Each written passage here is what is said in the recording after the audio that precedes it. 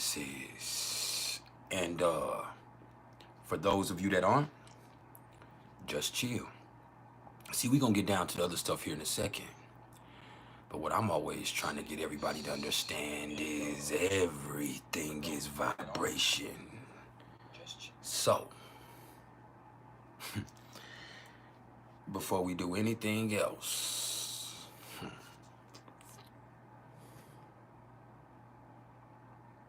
just vibe.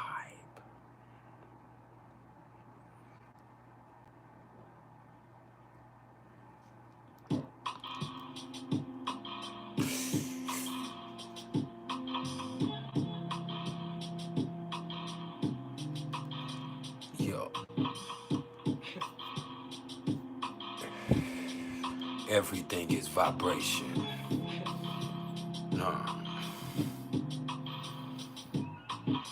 One for the money, yes sir, two for the show. A couple of years ago, on head, the Dandelo was the starter. Something good, what me and my nigga rode the martyr through the hood. Just let that Gemini moon talk to you. And every day we looked up at the ceiling, watching ceiling fans go round, trying to catch that feeling off instrumental. At my pencil and plus my paper, we caught the 86 wrapped on your head to Decatur, writing rhymes, trying to find our spot off in that light off in that spot. Knowing that we can rock, doing the hole in the wall club. Make sure you hit the like button as you come in the door. Like we making the crowd move, but we not making no G's, and that way no. But 1, 2 dope niggas in the Cadillac, they call us. Went from Plague's boss to boss, putting us up on the map. It's like Little Rock to banging. Niggas say motherfuck that plaguing. They paying, we staying legging vocals, locales done. Made it with them big boys up in this industry. Outcast, yeah, them niggas they making big noise over a million sold to this day. Niggas they take it like they 96, gonna be that, get that out. Y'all plaguers haters can buy me. Yo mama and your cousin too.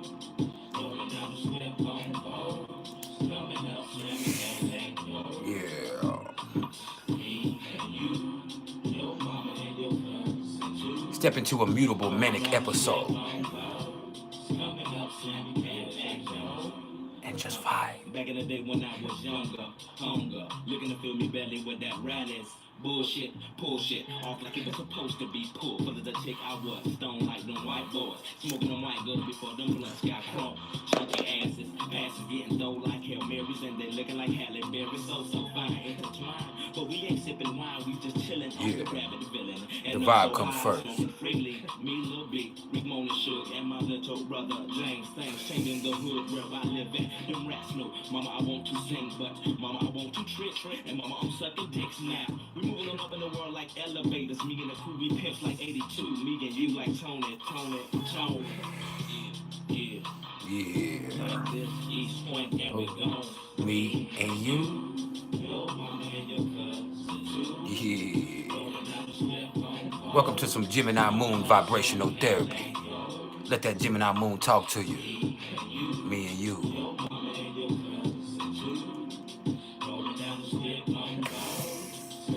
We can communicate at a soul level. One more time.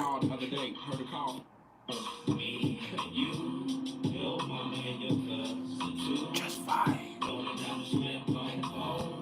Coming down, slamming Cadillac, though.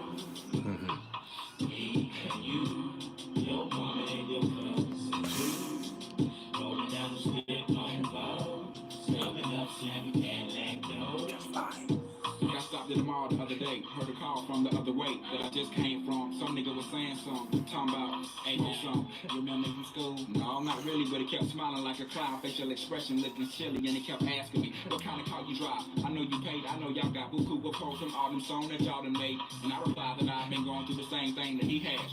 It's Pisces season, the vibe comes first. To last week, to the end of the week, I live by the beat like you live, check to check. If you don't move your feet, then I don't eat, so we like the vibe is the most important part. Come a long way like them slim ass cigarettes from Virginia. This ain't gonna stop, so we just gonna continue. Yo mama and your cousin too.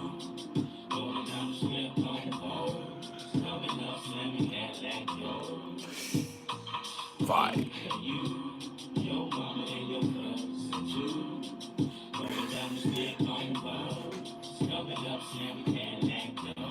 Straight like that.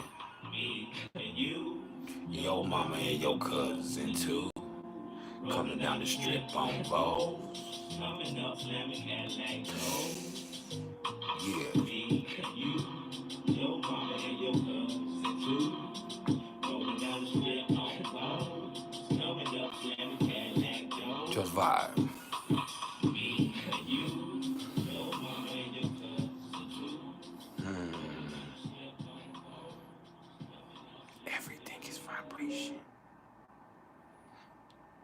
And if you haven't smiled yet today, this is my personal invitation for you to do so.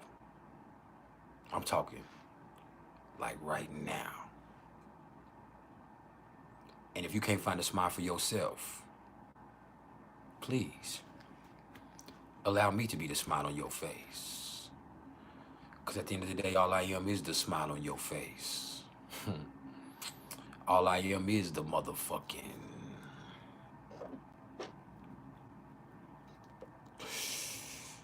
vibe.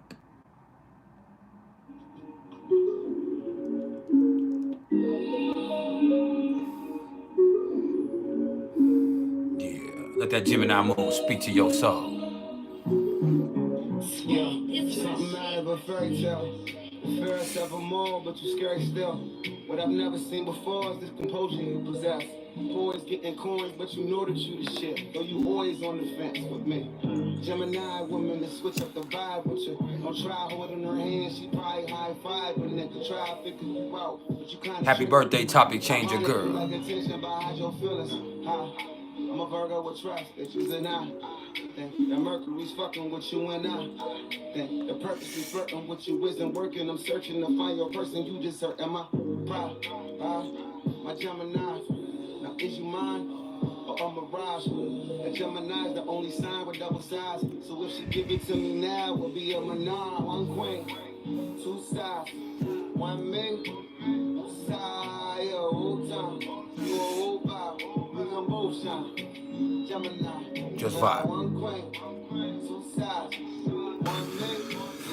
Side, yo, whole time. You a whole vibe. We gon' both shine. My Gemini. Hide all your fears and smile at all of your friends. Suppress whatever troubles you cause you bother with theirs. I guess some other time I can try and make it legit. But I am chasing a twin that would rather chase a career. It's love. I respect it was just. Can't accept what you say, but you don't say what you does. And I ain't saying no do I care who was there when I'm not. Horror Red is 83, what's up with it? Forrest Palmer, what's cracking? Spontaneous smart, easily get bored. Frequent changes the bomb. My emotional no man. Of course it be going bad. So why would I toe to toe if I know it's a toe tag? Just know that horoscopes is horror scenes that me believe what you seeing is bound to be in your dreams. Q, my social butterfly, she what will it never do? die for the week. If she and I were the two, I must humble the one of three. One queen, two sides, one me. Who side, yo, who time? You a whole vibe. Yeah. We gon' both shine. Gemini. Just let it seep in. One queen, two sides, one me. Who side, yo, who time? You a whole Smoldering vibe. embers. What's up with it, baby? One queen, two sides, one me. Who side, yo, who time? You a whole vibe. We gon' both shine. Gemini. Yeah, one queen. Two sides. We're gonna take just a few minutes to let a few more people trickle in. And then we're gonna get down to the nitty gritty. Now, today, the nitty gritty is gonna consist of us touching on the transits and elaborating on the aspects that might be affecting you. But then after that, we're gonna get into the priceless top 5 most clever placements in astrology. Now, this doesn't mean the smartest, the most intelligent. This has to do with cleverness. All right. So before we go there, just let that vibe seep in. Yeah. Make sure y'all hit the like button as you come in the door.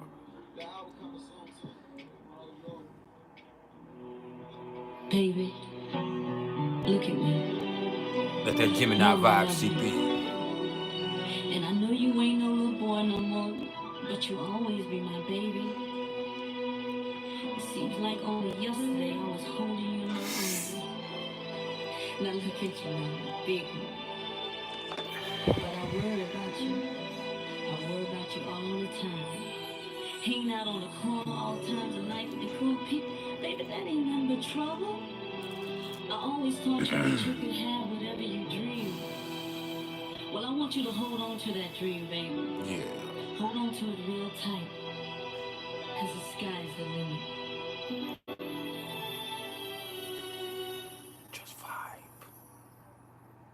Good evening, ladies and gentlemen. How's everybody doing tonight?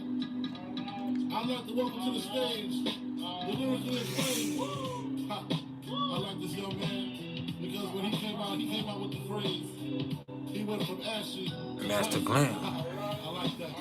So everybody in the house, Laisha. round of applause for the notorious B.I.G. Just let that vibe hit you. It's Pisces season. A nigga never been as broke as me. I like that. When I was young, I had to pay the leads. Besides that, the pink stripes and the gray. The one I wore on Mondays and Wednesdays. My niggas flirt. I'm so tigers on my shirt and alligators. They want to see the inside, but I see you later. They come the drama. Oh, that's that nigga with the fake. Wow. Why you punch me in my face? Stay in your place. Play your position. Become my intuition. Go in this nigga pocket. Rob him while his friends watching. And hoes clocking. Here comes respect. This crew's your crew. Or they might be next. That's bar. You'd have to ask somebody else. I'm not into those bullshit ass asteroids. If that answers your question in itself. The sky is the limit.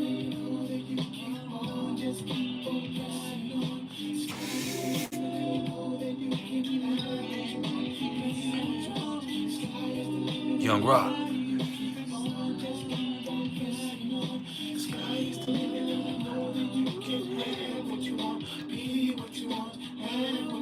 Just vibe.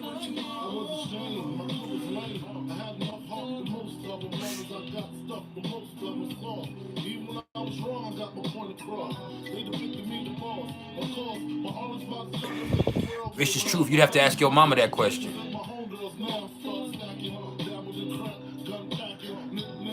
I wouldn't know.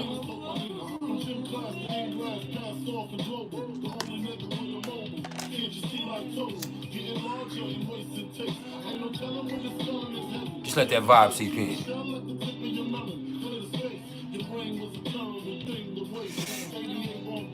Ebony.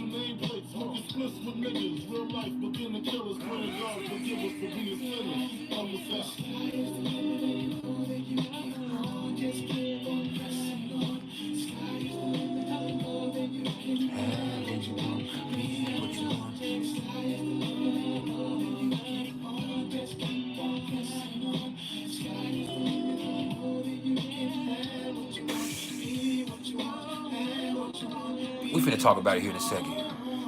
I'm finna tell you what's going on cosmically.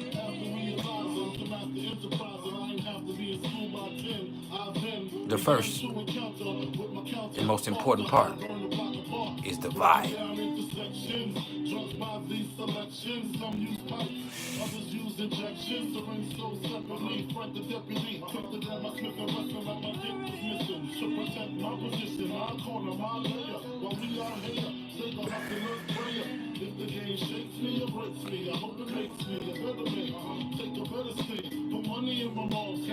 Get my daughter this college plan, so she don't need no man. Stay far from timid, only make moves when your heart's in it, and live the phrase, sky's the limit. Double A, motherfucker.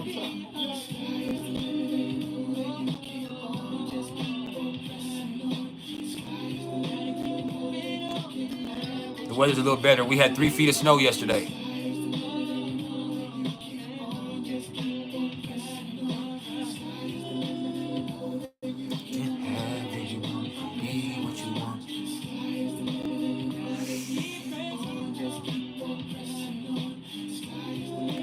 Muhammad Hussein, you subbing is your choice. We're not thirsty for subscribers. We're not hungry for attention. We're a vibe tribe. We're here to raise the vibration with this knowledge and information. You hear me? It ain't gonna be for everybody. The vibe is the most important part, and we gotta maintain that.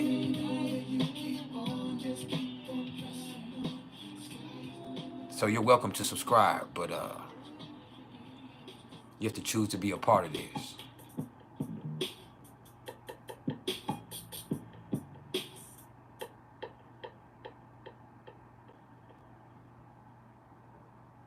The Sunman Receipts.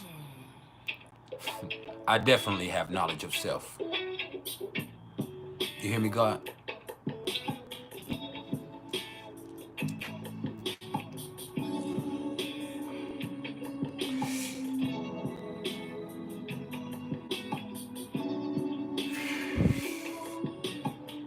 Now let that vibe seep in. We're gonna get to the cosmos in a second.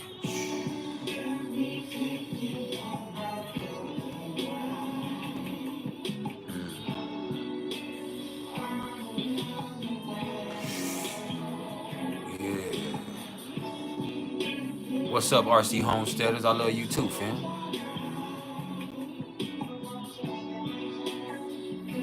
Aubrey's, I'm not cool, baby. I'm ice cold.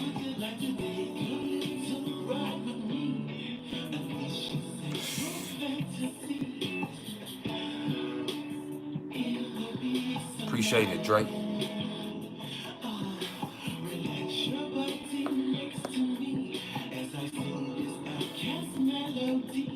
Just let that vibe hit you. It's Pisces season. And it's true Pisces season. It's not only Pisces season in Western astrology, but now it is officially Pisces season also in sidereal or Vedic astrology.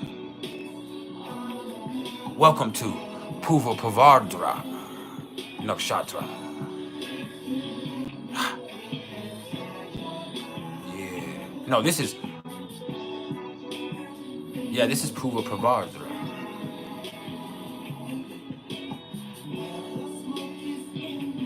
Yeah. What's up, Molly Brown? It's going down.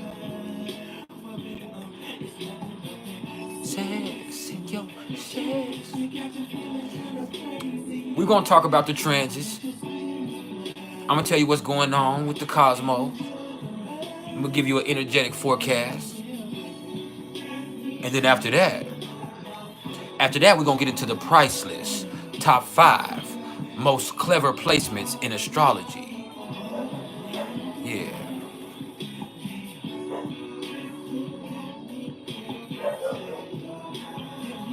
But the vibe is the most important part. I need you to feel me. We need that information to resonate.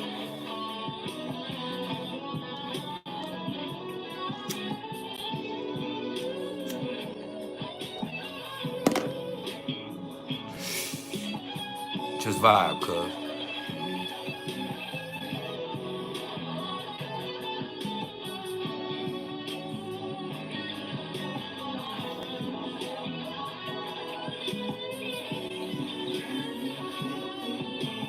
Pisces is after Aquarius, family. Not before. You can't get past Pisces and then get to Aquarius. You have to go through Aquarius to get to Pisces. But this is Pisces season because this is the sun. The sun sets the tone.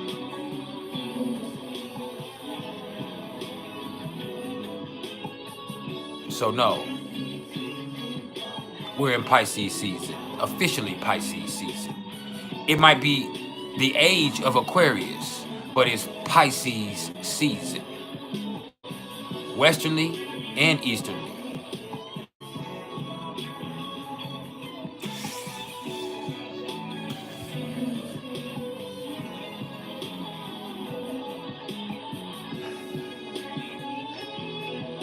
Yeah.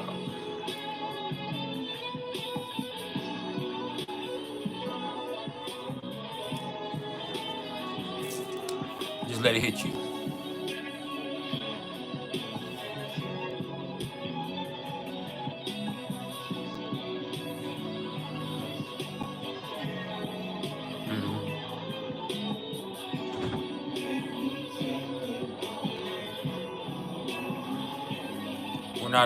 I'm not worried about the rotation.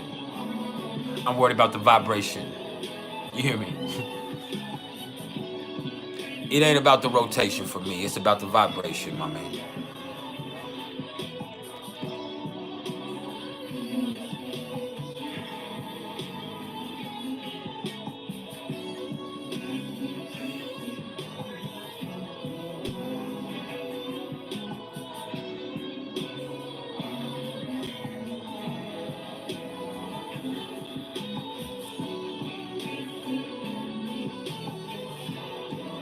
Yeah, it's about that time.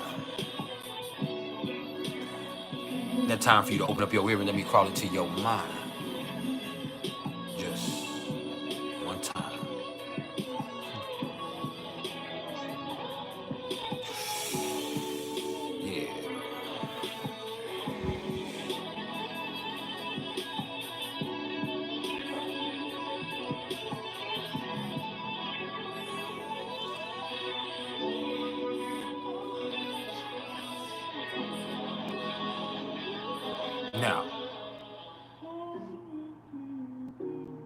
let's talk about what's going on cosmically. You hear me? So, as I was just saying, it's officially Pisces season. For Western astrology, the sun is sitting at 25 degrees of Pisces. For sidereal or Vedic astrology, the sun is now sitting at 0 degrees of Pisces. So as R.C. Homesteaders just implied, the fish are swimming. The feelings are coming. There's no boundaries between self and vibe or mood or emotion. That's the truth. With the sun in Pisces, you feeling everything, and some of it ain't even your shit. You feel so much that it creates confusion. It creates this sense of anxiety. It makes you want to separate, escape, detach, ignore. Yeah, all of that. Now, it's interesting because the sun is also conjunct to Neptune in Pisces. And see, that means people are hypersensitive. I'm talking super motherfucking sensitive, man. People are super tuned in, but that doesn't make things easier. It makes people confused. It fucks them up. It's hard for them to realize what the fuck is going on. Because there's so much input. So, as I always tell y'all, what's the most important thing to do in a situation like this? You can't get confused by what's going on externally. You can't get caught up in the culture. You can't be tricked by the trends. You can't be worried about what's going on with that. You have to find a healthy way to process things internally. So you have to let your inner compass be your guide.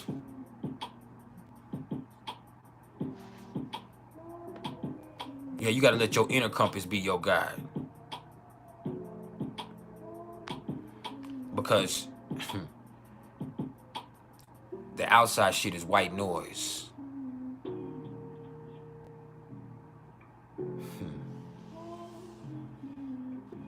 Yeah. And that shit's frustrating in its own right. Now, it's a beautiful time to be creative because there's also no limits to the imagination right now. When you're with Pisces, you're really tapped into a main line to the divine. In a lot of instances, you're able to go beyond self.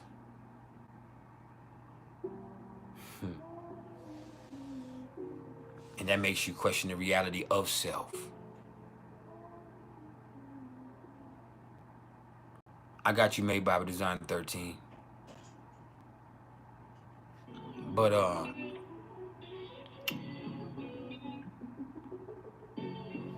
the thing with the sun in Pisces is you have to realize the answers are within.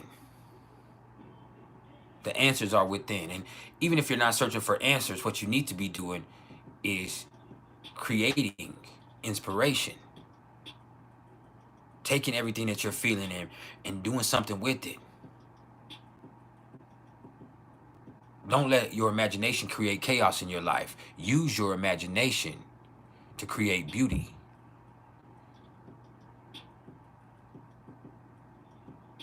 This right here could be a divine expression, or it could be complete confusion. That's the truth.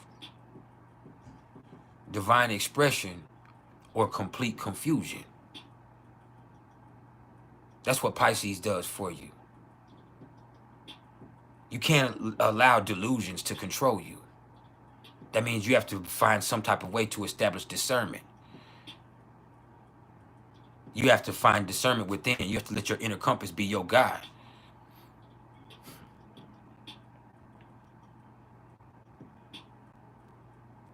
Plain and simple. Don't sweat the technique. I think the Bible is beautiful in a lot of the messages. What do you mean? I grew up in the church. My grandfather was the pastor of the church. I grew up in two different churches because I grew up in two different cultures. I grew up in a Pentecostal church where my grandfather was the pastor, where they was screaming and hollering and Holy Ghosting, and it was everything. And then I also grew up in an Episcopal church, which was a lot more formal, but also a lot more relaxed in its own way.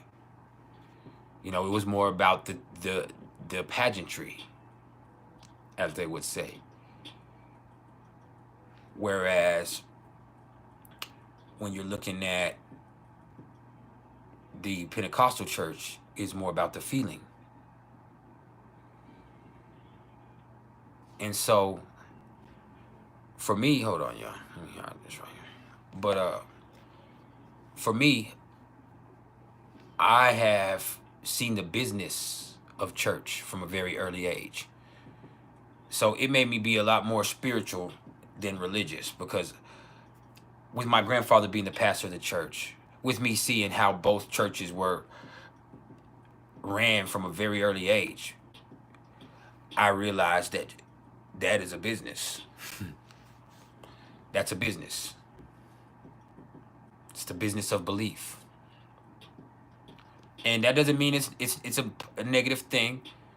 Everyone needs what they need. And everyone should establish their own connection with the Creator or with the divine or with love. Find some type of way to experience love and touch and express love. And love is not something that's always the most intimate thing. All right. So, religion is what's wrong with spirituality. Plain and simple. Religion is division. It's race. It's creed. It's discriminatory. It has a human fatalistic view on all of it. Not just because if you don't follow this, you go to hell, but also because if you don't accept this belief system, then you're a bad person, is what it says. It doesn't matter if you've never hurt anyone and you're a loving person and you've grown spiritually. It says if you do not accept this belief system, you are doomed. And so developing an intimate relationship with the divine on your own part is something that you have to do within yourself. You got to get off the baby food. You hear me? Get into real spiritual nourishment. Get off the baby food. The Similac. And get into something that is actually nourishing. So, that is what it is. The Sunmen receipts. You're entitled to disagree with whatever you want. You're entitled to believe what you want to believe. Like I said, you are free to be yourself and free to express yourself however you need to and to establish your own relationship with the divine. That's on you. You know, I have done it in different ways. I've grew up in the church, like I said. I've studied the Quran. I've studied the Torah. I've read over the Vedic Sanskrits in the things that I can understand from them. I've studied a little bit of Buddhism. I've studied a little of Taoism. So I spend a lot of time trying to find out what is best for me. And something that I utilize is separation from labels. And love and gratitude and expression with spirituality.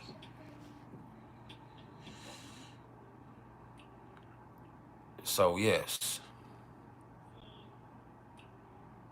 Board chat, we're not in the topic yet. I'm talking about astrology, but somebody had a question and I was inclined to answer for them.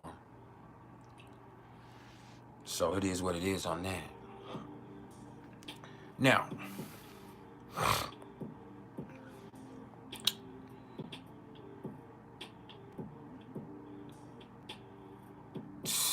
the sun is conjunct to Neptune.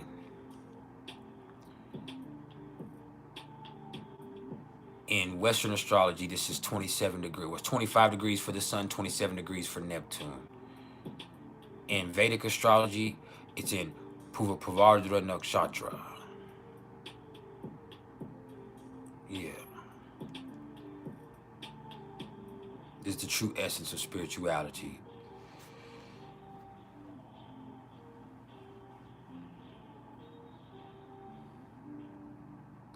And astrology does not come from religion.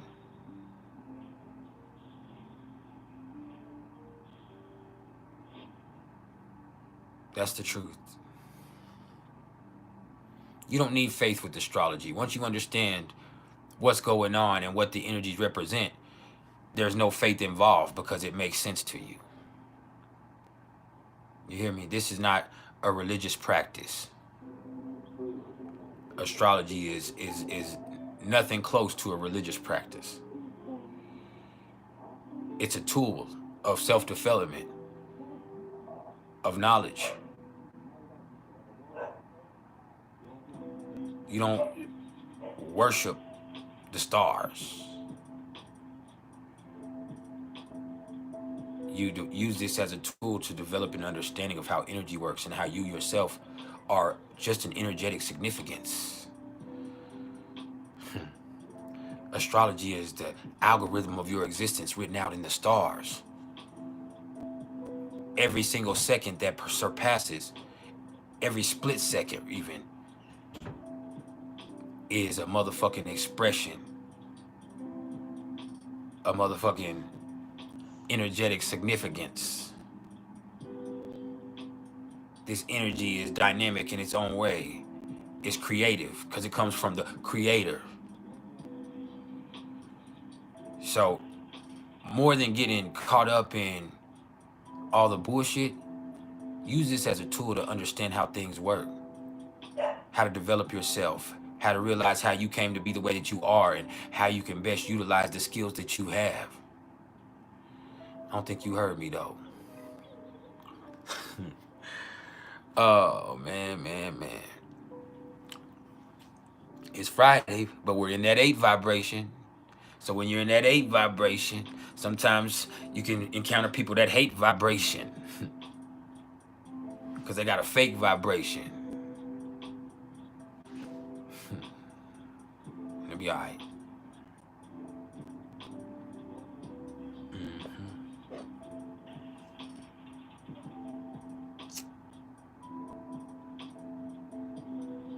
No.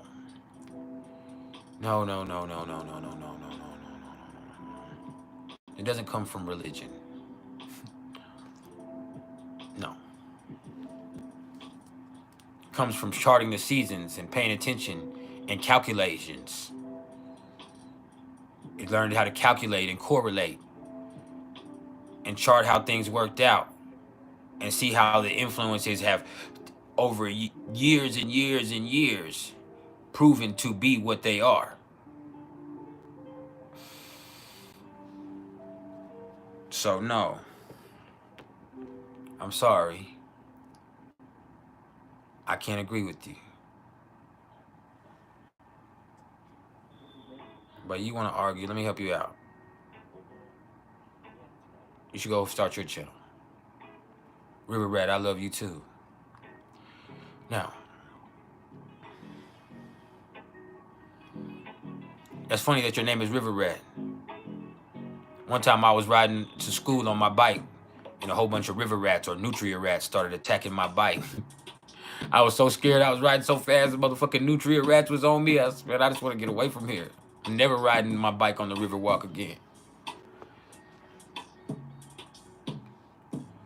But yeah, man. Let's talk about the moon now, because this is where it gets interesting.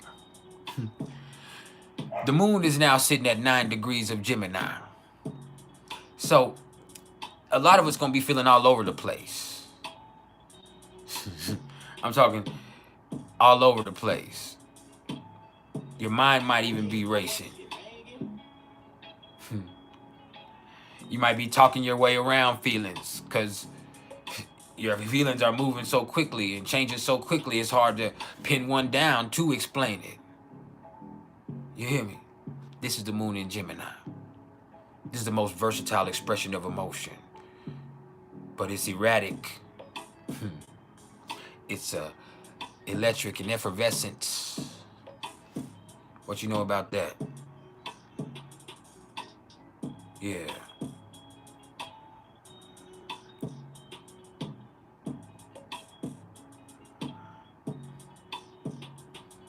Just take that.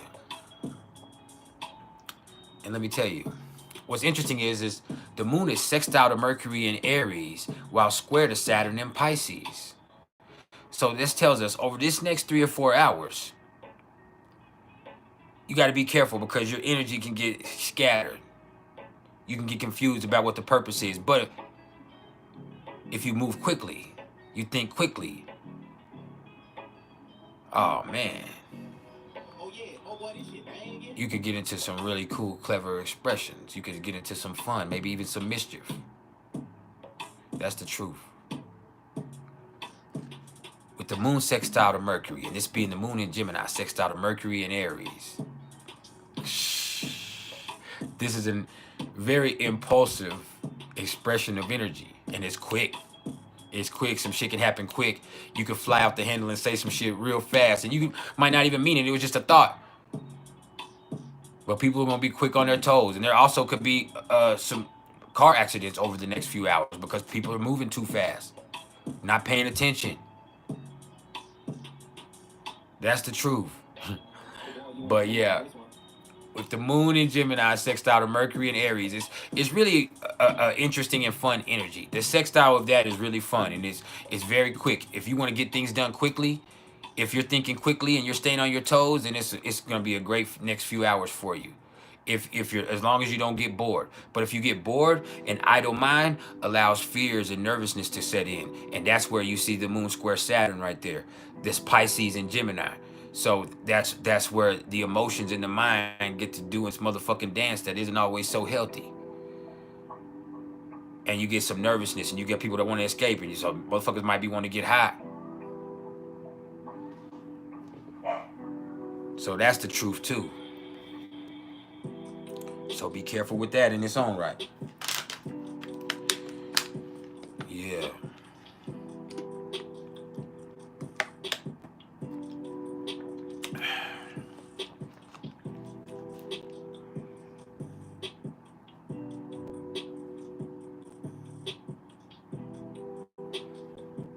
Now, hold up.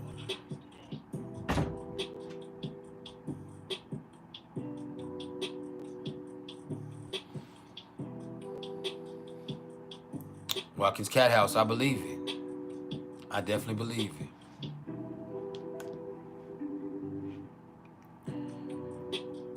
Oh man.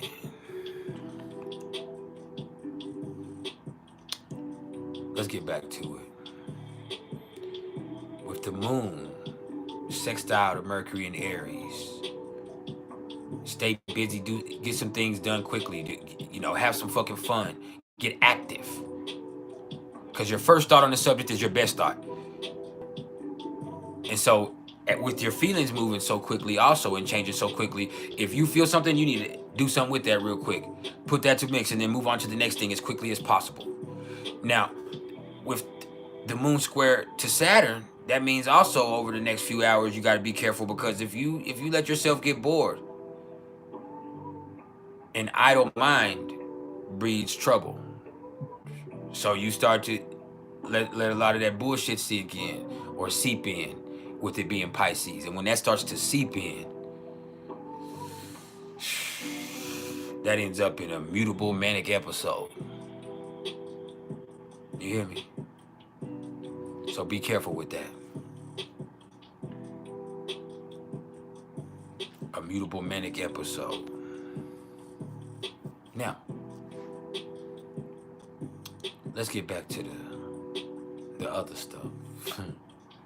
Because Mercury in its own right is sitting at 10 degrees of Aries. So this right here, like I said a second ago, means your first thought on the subject is your best thought. But you also have to understand people are going to be talking a little bit more aggressively or assertively. It's not even necessarily confrontational to you, even though you might take it that way. It's not them having an attitude. They're just saying what the fuck they mean, and they mean that shit. Now, the thing that you have to understand is just because you're being honest doesn't mean what you're saying is true. And I say this to all the fire signs, especially when you're dealing with Mercury in any of the fire signs. The first thing you got to understand is just because you're being honest doesn't mean what you're saying is true, and it doesn't mean it should be said. You know, just because you're being assertive and you're speaking up and you're speaking your mind, that doesn't mean that that's going to be a healthy thing in every situation. It's going to cause some conflict sometimes. Now, the beautiful thing about Mercury and Aries is people are thinking quickly, and you're able to make adjustments that need to be made very swiftly. You are putting action to your thoughts, so it can be really productive. But if you let that anger get into the mix, this shit can be really destructive. It can be really destructive. Fuck around, get yourself into some mischief. That's the truth. Now, I'm sorry you don't comprehend. A little something for everyone. Yeah, as my constituents said, you should probably either stop lying or study just a little bit more. Look at it. Now, one more time. That brings us to Venus. And Venus is at 4 degrees of Pisces. Now, Venus is exalted in Pisces. And that means it's one of the best expressions of Venus. But this also is... Oh, man. It's really hard to get a grip on because there's no boundaries here when it comes to love. And a lot of the times, the reason why Venus is exalted in Pisces is because Venus in Pisces is truly capable of unconditional love. It's truly capable of unconditional love. But you also idealize things. Idealize people. You idealize situations. You got the rose-colored glasses on. Yeah. And that could be a good thing, but it could also make a victim out of you. It can make a victim out of you just like that.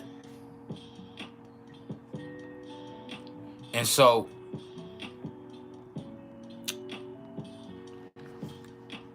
when you see Venus in Pisces, you got to be careful.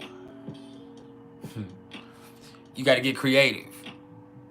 You got to find some way to discern between what's good to you and what's good for you. And sometimes it's the same thing, but in other situations, it's not. What's good to you ain't always good for you. Remember that. And you also have to realize potential is potential. It's something that might not ever manifest. So even though you can see the best in somebody and you can see the best in a situation, it doesn't mean that that's going to play out like that. Now, the ability to see the best is a beautiful trait. I said it's a beautiful trait. But you do have to learn how to discern and establish boundaries between your needs and your wants and your desires and your idealizations. And as far as creativity, it's a beautiful time. It's a beautiful time. Understand, Venus is exalted in Pisces, so it's never going to be as bad as it could be. You know, there's a beautiful energy that comes from expecting the most positive out of a situation, of being able to see what really counts, to love the flaws and all. Like, that's something in its own right. Some motherfuckers can learn to love the flaws and all. See, we got a term in the hood where we say, man, that motherfucker there love your dirty draws. They love your dirty draws. And it's just an expression that means they love the shit out of you, man. They love you with everything they got. They accept your flaws. They love your worst parts. And so that right there just ends up like really, really showing something that is beyond definition. But when you love somebody or something that much and you putting that much energy into it, you have to be careful with your expectations. Because if you are expecting something that this situation or this individual are not capable of, it ends up making you feel like a victim. That's the truth with Venus and Pisces. You idealize things. You idealize people. You idealize situations, relationships, people you used to fuck with, people you want to fuck with, family members. Once your feelings are involved, confusion is also involved. Delusion takes hold. You can no longer see them clearly. Once your emotions are in the mix with a person or even a situation with Venus and Pisces, you are no longer able to see it clearly. Now, that doesn't mean it's a good thing or a bad thing. It just means you have to find some type of way to detach and discern. You hear me? Detach and discern. That's what we're trying to do this weekend. Detach and discern. Straight like that.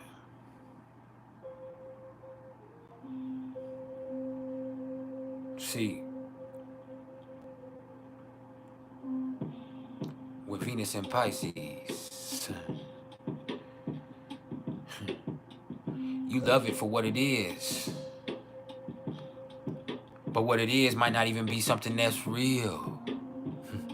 It's just something that you feel. Yeah. It's a motherfucking ideal.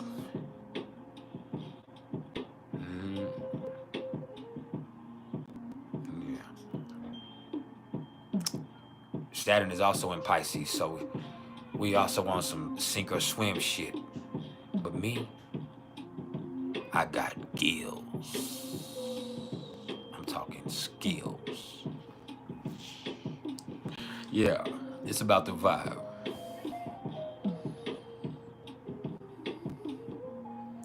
It's crazy. Love is an addiction. With Venus and Pisces, you might get yourself strung out.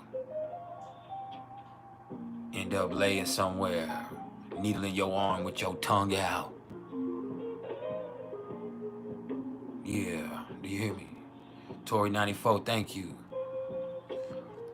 This is Venus and Pisces. This is a vibe. This is addiction. This is where love is an escape.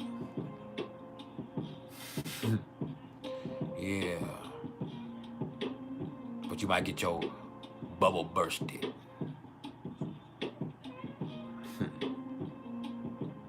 Now look at you, thirsty.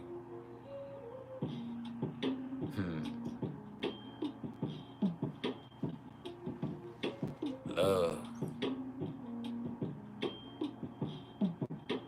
It's a drug. This is Venus and Pisces. It's addiction.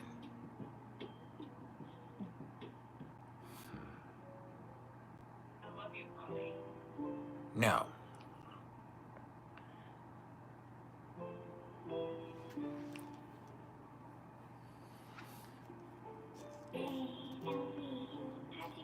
let's talk about Mars. Because Mars is sitting at 24 degrees of Aquarius. So this is where shit gets a little weird. See, this is where people have the urge to do something different. To do it a different way. To take a different route. To air that shit out. Yeah. This right here is freedom of expression. You ain't trying to get caught up in any specific method of operation or mode of being. It's time to do something different. This is fixed air. This is the open-minded approach. This is electricity. This is where you might get shocked. Yeah. This is Mars in Aquarius. This is empirical experience. You know what it means to get empirical? It means we just gonna try some shit. Yeah. We doing it out of the ordinary.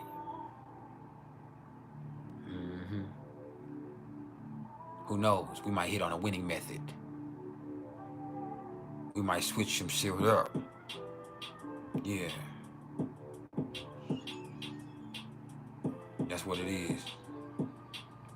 You feel that? My eyes are brown.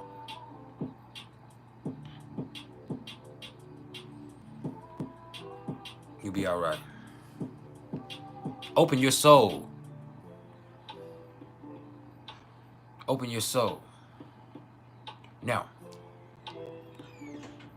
just understand, with Mars in Aquarius, especially with Pluto also at the other end of Aquarius down there, in the process of doing things differently, there might be some belief systems, some old ways of doing things that have to get destroyed. And it might be something that ain't real easy. But in you doing it differently, you might actually come into something way better. You got to get inventive. You got to get inventive. Yeah. Look what I can do.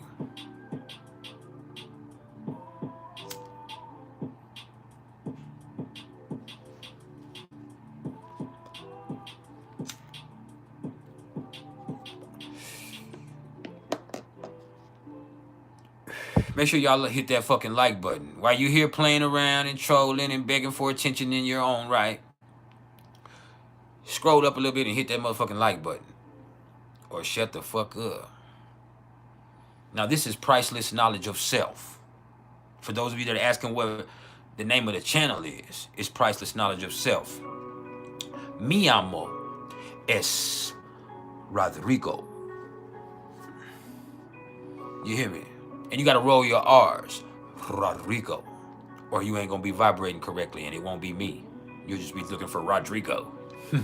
I don't know no Rodrigo. We looking for Rodrigo. Now, back to where we were. That brings us to Jupiter. So, what is Jupiter? Jupiter is luck, it's blessings, it's philosophy,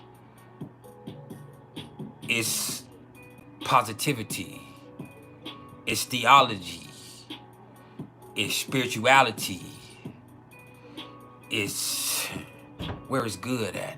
What's Taurus? Taurus is value, what's valuable, patience, determination, calm, the power of accumulation, hedonism, sensuality, artistic expression. Yeah. So, what does Jupiter in Taurus bring? Jupiter in Taurus brings a philosophy of abundance. Do you hear me? A philosophy of abundance.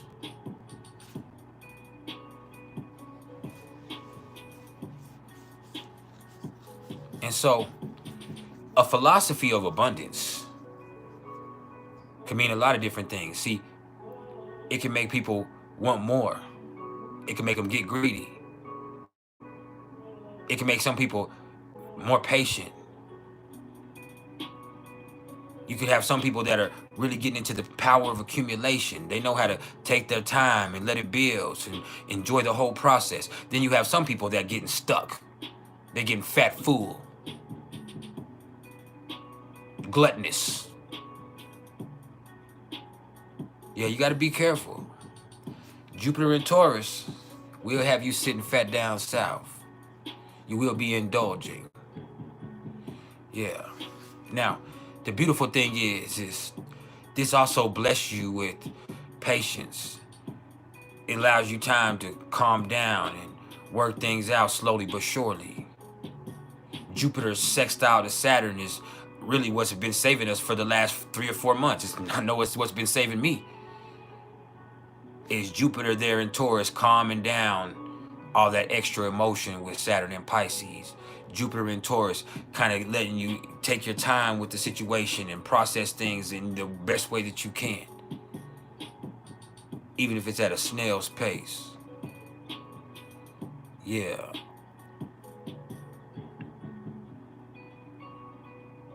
Yeah, Jupiter in Taurus is a philosophy of abundance.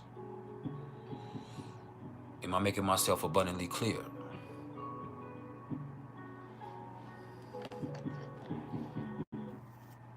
Yeah. Y'all funny.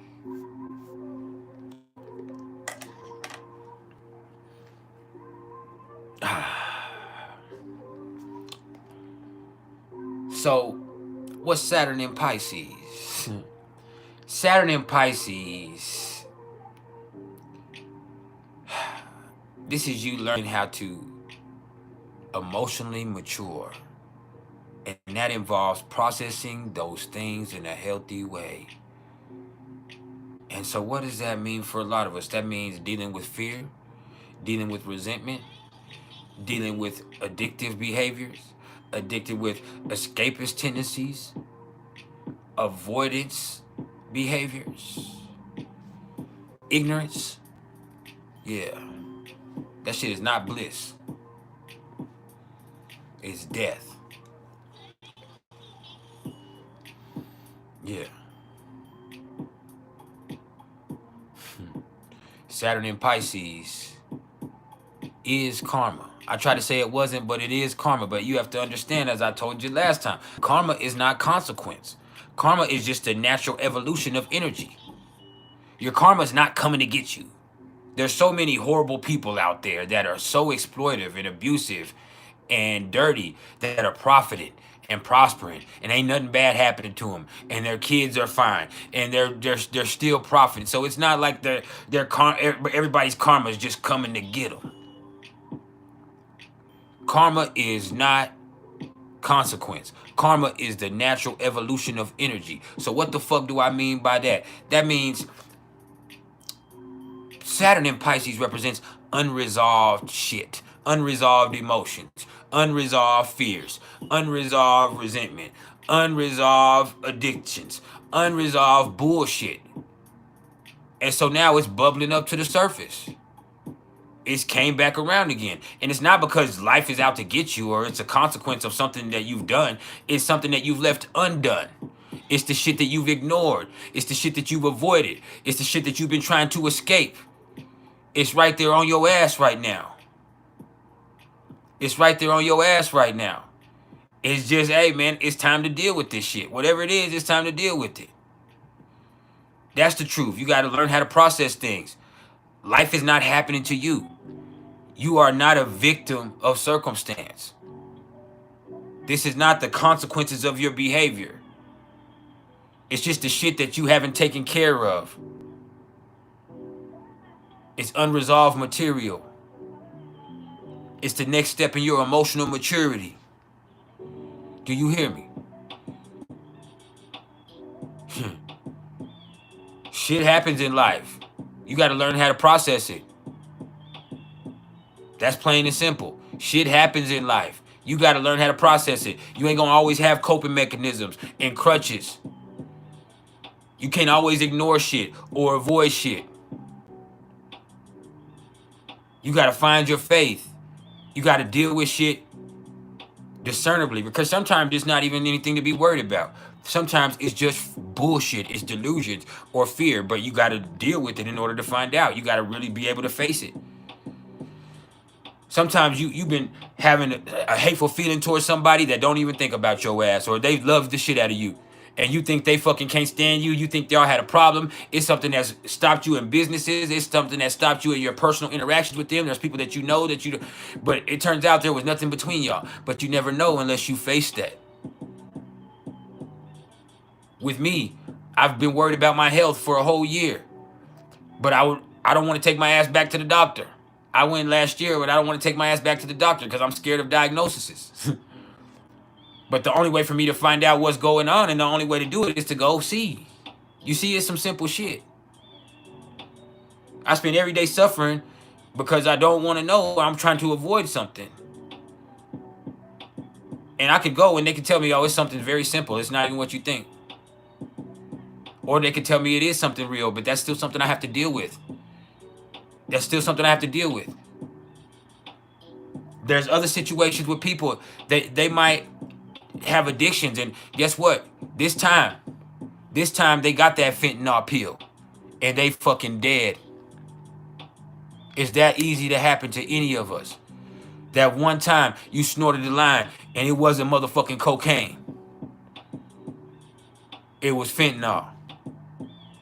Now you dead.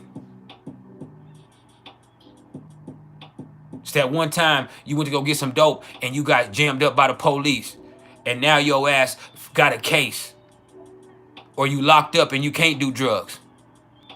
That's something that I've seen happen to one of my best friends. One of my best friends, he's also a Pisces moon. He told me he's been snorting coke.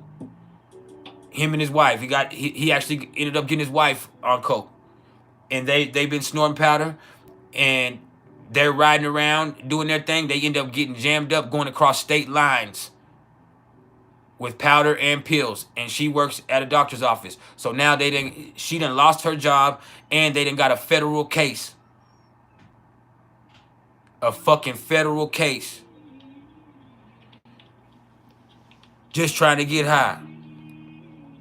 Been doing it their whole lives. And you start to see that unresolved material start to come right back up. That's what Saturn in Pisces is. It's that unresolved material, man.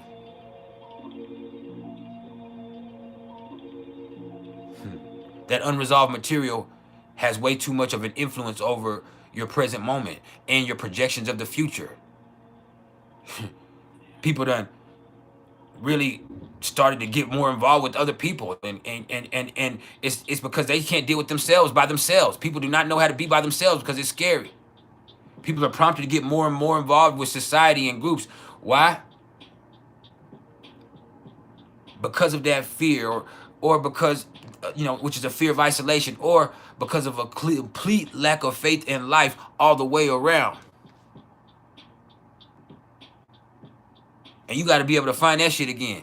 You got to be able to tap into that again. Regardless of what's going on with you personally. You got to understand, shit happens. People fall out, relationships fall apart, people lose jobs, kids are bad than a motherfucker, people get sick, people die. That's a part of the process that you signed up for here on earth. So you got to learn how to deal with your own shit. Do you hear me? That's Saturn in Pisces. Learning how to deal with your shit. It's an emotional maturity process. It's learning how to deal with your shit.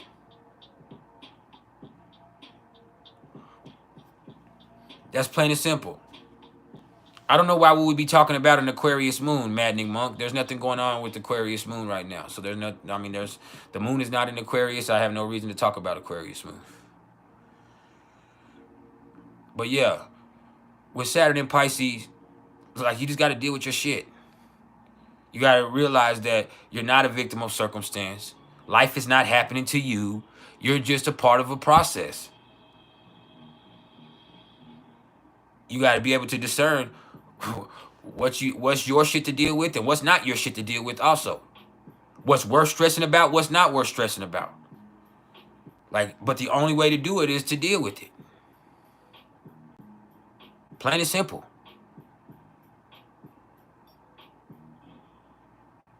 The only way to deal with it is deal with it. If not, you're going to keep fucking making it worse and worse and worse. The more you ignore things, the more they tend to fester. Until you are forced to face those things. Until you have to deal with that shit. And then that could be you manifested the worst. So you got to be careful.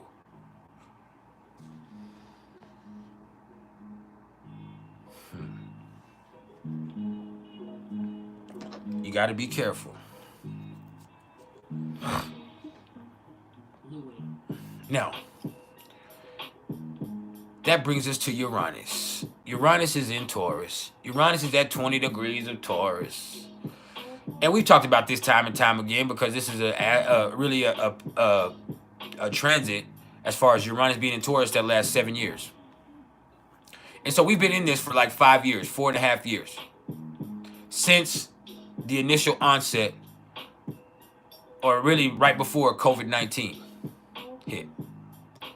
And so looking at this, right off the rip, you can see how much the world has changed financially. This is Uranus and Taurus. Taurus represents finances. What's valuable. Security and stability. And Uranus is going to raise the vibration of everything it comes in contact with. Uranus is controlled chaos.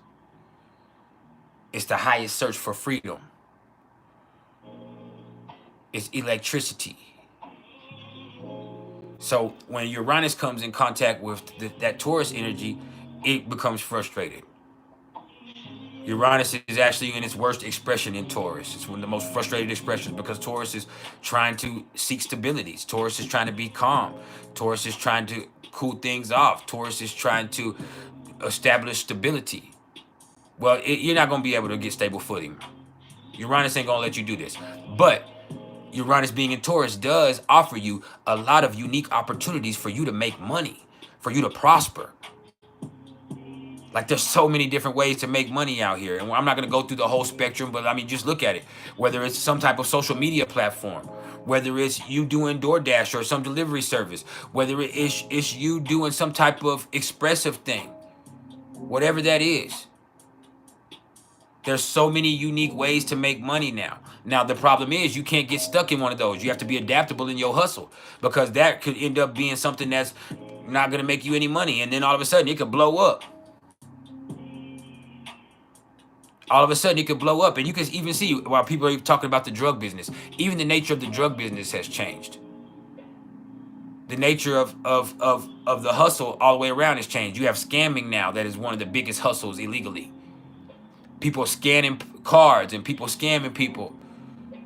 And then you also have a whole different realm of drugs. The way that drugs are sold and the drugs that are popular have changed completely. Being a dope fiend is half-ass cool these days in the Neptune and Pisces culture. People think popping perks is something that's motherfucking cool, and that's crazy. That's a motherfucking death certificate waiting to happen.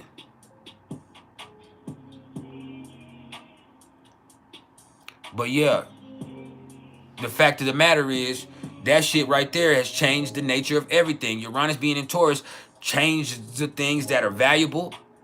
It changes the way that money is made. It changes the way that business works. And it also introduces an incredibly unstable market across the world, not just here in the United States stock market, but all across the world. You know, things have just completely changed. They have completely changed. And so you have to be completely changeable in your approach to making money. You have to understand people that were on TikTok not too long ago are worried they're going to shut TikTok down. And even before that, they took everybody's music down so they couldn't dance the way that they were. So they had to figure out other ways to make videos on TikTok, whether it be comedic videos or whether it be other stuff. They had to find some type of way for them to continue on that platform. Or they moved platforms. to Facebook. I just had my financial advisor tell me the other day, hey, bro, I know you love YouTube and you do your thing and your YouTube is flourishing, but we also need to start thinking of other ways to incorporate, and we need to find other avenues also to monetize our stuff. Yeah. In order to get the money in this day and age, James Brinkman just said it exactly correctly. You have to be adaptable in your hustle. You got to have an open-minded approach. And if you do, there's so many ways to make money. There's so much motherfucking money out here. It ain't no excuse for anybody to be broke because you can monetize yourself in so many different fucking ways. Speaking of monetization, I have my sister and my business partner and my own financial advisor, Joali Nicole, or Joali Cruz. You can get at her as Queen Machete on Patreon, on Facebook, on LinkedIn. And she's an amazing tarot card reader, but she's also an awesome financial advisor. And I'm eventually gonna have her on the channel. I've advertised it several times, but she's so busy it's hard to get her on here. But for those of you that are looking for somebody to help you monetize your spiritual gifts or whatever it is, it doesn't have to be a spiritual gift. For somebody that's you're looking to help you monetize, hey, she is an awesome advisor. I saw my bottom line grow exponentially since I've been dealing with her. I've went from averaging 500 views here on YouTube to 15,000 views here on YouTube. I've made $4,000 in one day on our second time that we spoke. So I'm telling you, I'm not trying to sell you nothing because you're selling yourself short. For those of y'all that are looking for that type of insight, y'all make sure y'all get with Queen Machete. And that's on Patreon. She's not on YouTube, or Facebook. And also, she is the proprietor of the Star Society of Tarot and Astrology Readers. So I would always say get at her. And for those of y'all that are on Facebook, go join Star. Yeah, you know who we are. But leave your feelings at the door. And I'm telling you now, if you are a male, if you got a dick, it's not a safe place for a man. They're going to roast your ass. You got to have a thick skin. It is a female-driven community, as a lot of the things in the astrology and tarot community are. So make sure y'all go join that. Go join my group, Priceless Knowledge of Self. I have a whole bunch of groups actually that I run, but yeah. Those. Make sure y'all subscribe to this channel. Make sure y'all hit that motherfucking Cash App. I need to make some money today. The Cash App is pinned right there in the chat. So, yeah. Make sure you do your thing. Now, they do all kinds of stuff there. Now, let's get back to what we were talking about. Let's get back to the cosmos, if you will. So, with Uranus and Taurus, you can't get caught up in any certain way of doing things. You can't get too comfortable. The universe ain't gonna let you, and if you do, you're gonna miss out on some money, or you're gonna feel like everything that's happening is a devastating experience. Like, there's so many people that were used to doing things a certain way that have had to change the nature of their business. And the nature of values have changed. What is valuable is also always changing.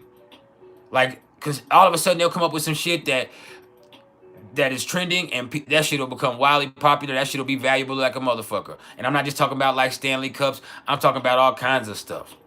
I'm talking about all kinds of stuff. And it's crazy the stuff that is valuable. The raggedier clothes look, the more they cost now, and all types of stuff. So there's just a really, really unstable market. But if you can stay on top of your shit, there's always a way to make money. Always. That's undeniable.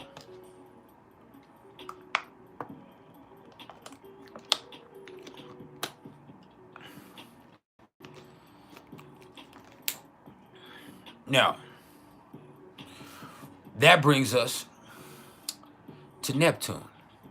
And Neptune is at 27 degrees of Pisces. And Neptune is representative of the culture, but it's also representative of ideals. Neptune is at home in Pisces. And so we are a very culturally driven society. Like the culture influences everything. Before, politics were separate from the culture. Politics were they used the culture and utilize it, but now the culture influences politics. Now the culture influences everything. And what's crazy is it's a very confused culture. It's a copycat culture. Nothing is real. Real ain't even real no more. That's the truth. And everything is a projection. The reality that we live in is a projection or an energy hologram. That's the truth. There's gonna be people that laugh. Okay, go look up gateway process. Go right now and Google the gateway process. Look for the declassified pages of the gateway process, where the government themselves say that the reality that we are experiencing is an energy hologram or a projected reality. So this is not even the base reality. Whatever you think this shit is, it's not what you think it is. And I don't know what that means. I don't know what it is. I've been searching for that my whole life. But the truth of the matter is, whatever we think this shit is, it's not that. It's not that. Now, when it comes to the culture, we're more connected than ever. Because of our devices, because of everything like that, we are more connected than ever. But at this moment, with Neptune and Pisces, we're more confused than ever because we live in a copycat culture. People aren't worried about what's right. They're worried about what's trending. That's the truth. If something were to go bad right now, there'll be a line of people or people with their phones out trying to be trending on it. If you and your girl or you and your man or whatever you're into were arguing, start arguing out loud in the grocery store, nobody's going to come ask y'all to chill out. People are going to take their phones out and film y'all. If you go outside right now and get your ass whooped, guess what? Ain't nobody gonna come to help you, but somebody is gonna film you. And if somebody does come to help you, it is going to be a setup where they have a camera filming themselves to come and help you. Or there is somebody that's gonna catch them on camera coming to help you. And guess what? Y'all both will be viral before you get to the motherfucking hospital. That's the fucking truth. That's the reality that we actually are experiencing. Things are so motherfucking crazy. People are so motherfucking confused and delusional. People don't give a fuck about the purpose anymore. They care about the appearance. It's not about the purpose. It's about the appearance of shit. That's plain and simple. Like, and what you have to do is separate yourself from that shit. You got to let your inner compass be your guide. That means connecting with the main line to the divine that lives inside of you. And I know that's a crazy concept for a lot of us. That doesn't mean that you got to get religious. It means you got to really use your inner compass. You got to search within because everything externally is confusing than a motherfucker. These people out here is a trip. That's what we're doing right now. We do that. We're more connected than ever. Because of our devices, we're more connected than ever. But we're more confused than ever. You know?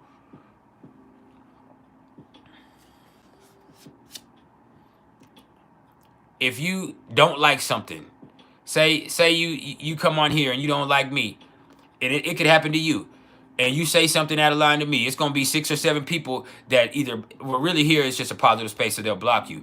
But if you go do that on somebody else's, if somebody posts something and you don't like it, and you go say something negative, I guarantee you, it's going to be a team of people that attack your ass. People that don't even know that person or don't even know what that shit is about. And they're so fucking sensitive, but they don't even realize that in itself is a form of bullying in its own right, because now we're bullying you out of having an opinion. You have to appear like you care. You have to appear like you like that shit. You have to appear like this shit is something that's acceptable to you. Like that's how it is. Like you have to appear sensitive instead of really being sensitive, because the whole other fucking realm of things are oppressive. The sensitivity is oppressive and assaultive these days. Comedians can't even be comedians because of the nature of social media, because we're so connected. Somebody could do a comedy show and say something about somebody, like Mike Epps saying something slick in a comedy show about Shannon Sharp, and somebody making that clip go viral when they weren't supposed to even be filming that comedy show. And then you see motherfucking Shannon Sharp in his feelings on TV, and them two threatening each other and doing a whole bunch of stupid shit, which shouldn't have happened because Mike Epps was just being a motherfucking comedian. Like, that's the truth. And I love Shannon Sharp, but that's the truth of that. The sensitivity is oppressive.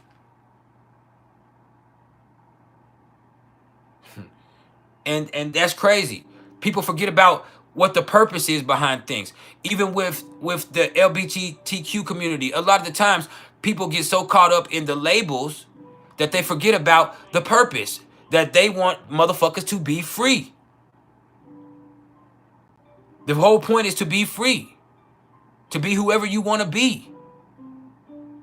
Do what you want to do. Fuck who you want to fuck, whatever the shit that is. But people get too caught up in what you're supposed to call them.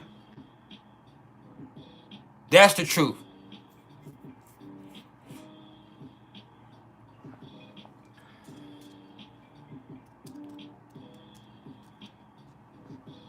And then as soon as you have an opinion, you're phobic.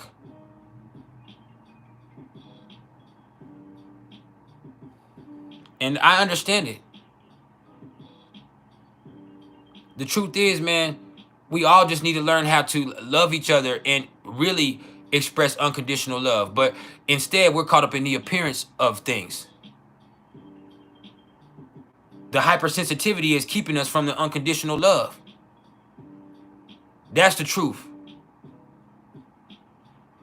If you want to be whatever you want to be and do what you want to do and do who you want to do, then do that and do it freely and with love and with my blessing and with everybody else's blessing.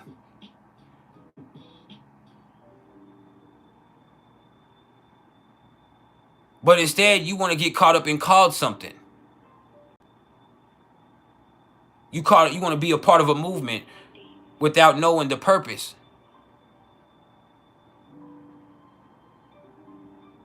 You have a lot of people, when we had Black Lives Matter, that got caught up in the whole motherfucking Black Lives Matter, and they didn't realize how fucking disrespectful and oppressive they were. You have a whole bunch of people that don't realize, as far as with people of color in our own right, how racist we are. People forget about the point is we want equality. We want people to be treated the right way.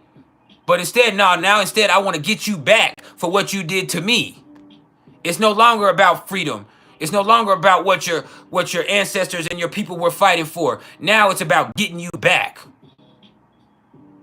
I want my shit back in blood. You see the way people glorify guns and drug addiction. This is Neptune and Pisces culture. Popping perks is acceptable until it kills your sister like it killed mine.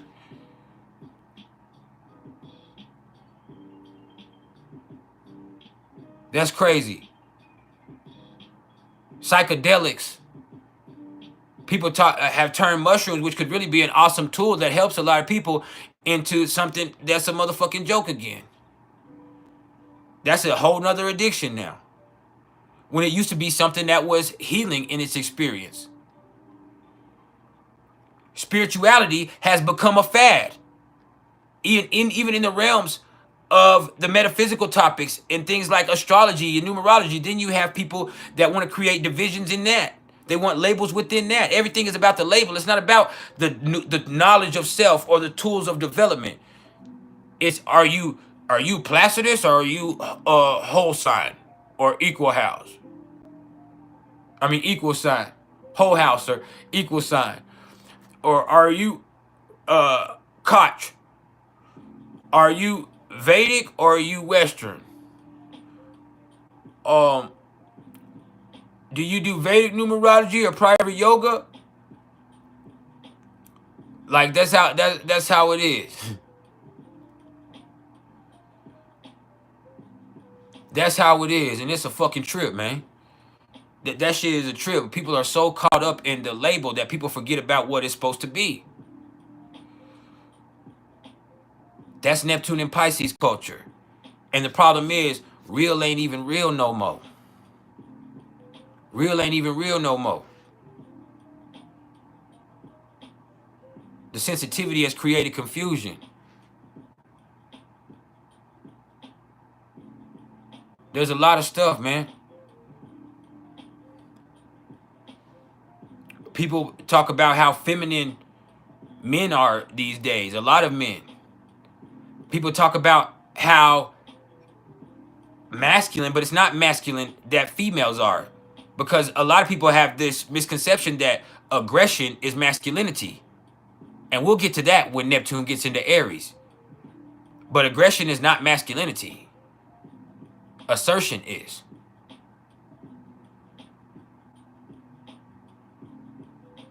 Aggression can be reactive and counteractive. But I don't think you get it, though. Yeah. I'm on your ass like a Warner Brothers stamp. Neptune in Pisces is a cultural problem. We could be more connected than ever. We could really be changing the world. We could really be helping each other. We could be healing a lot of shit.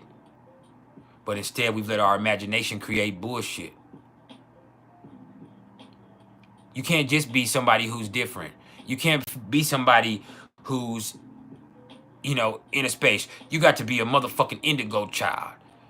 You got to be a sorcerer, witch's apprentice of the third order with Spider-Man abilities. Like, that's what you got to be. It's like, I'm clairvoyant, clairsentient, clairaudient, and okay, that's fine. Why can't you just be gifted?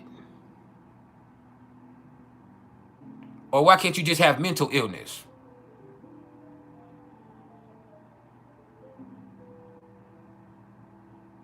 Like, what's up with that? Some people are just fucked up. Some people are just gifted. But people are caught up in the labels. I'm talking to somebody this one time. They said, I'm trying to tell them about something. They said, you don't know what you're talking about. You don't have access to the Akashic records like me. My spirit guides have given me direct access to the Akashic records. Man, if you don't shut the fuck up. Like, are you serious? Sir, they govern it. Your spirit guides let you in, and nobody else's get them in, and you have access to the knowledge, and that's who you like. If that's what you have to tell yourself to make yourself feel special, then I feel for you, because you are special, you are loved, you are gifted. But if that's what you need is a facade, then you're confused in the first place. You're confused in the first place.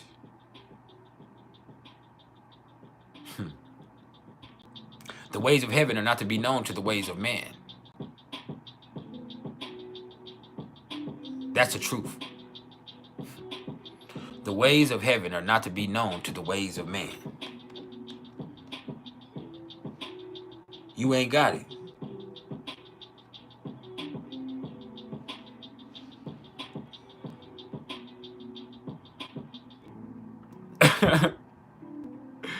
What the fuck, man?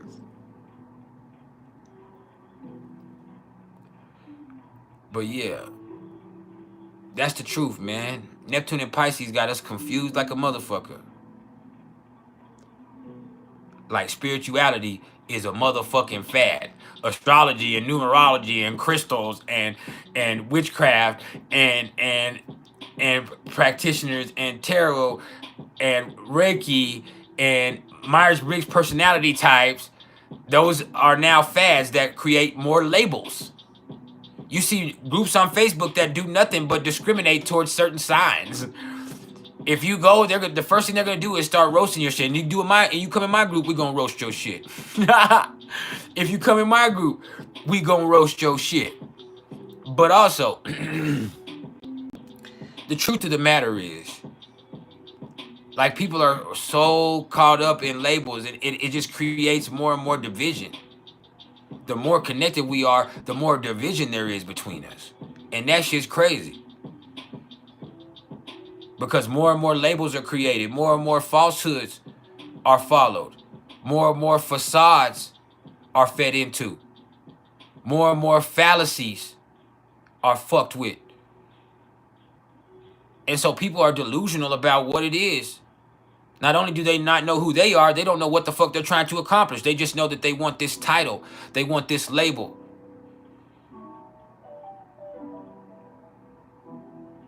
They want to be the same as everybody else, but different. Shit. Yeah.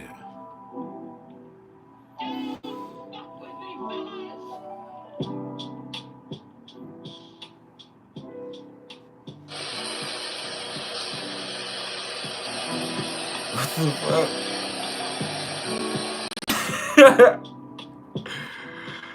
Oh, man.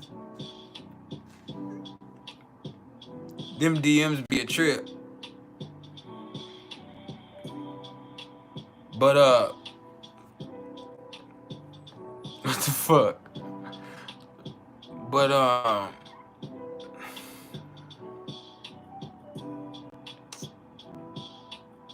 look, man. Things are changing.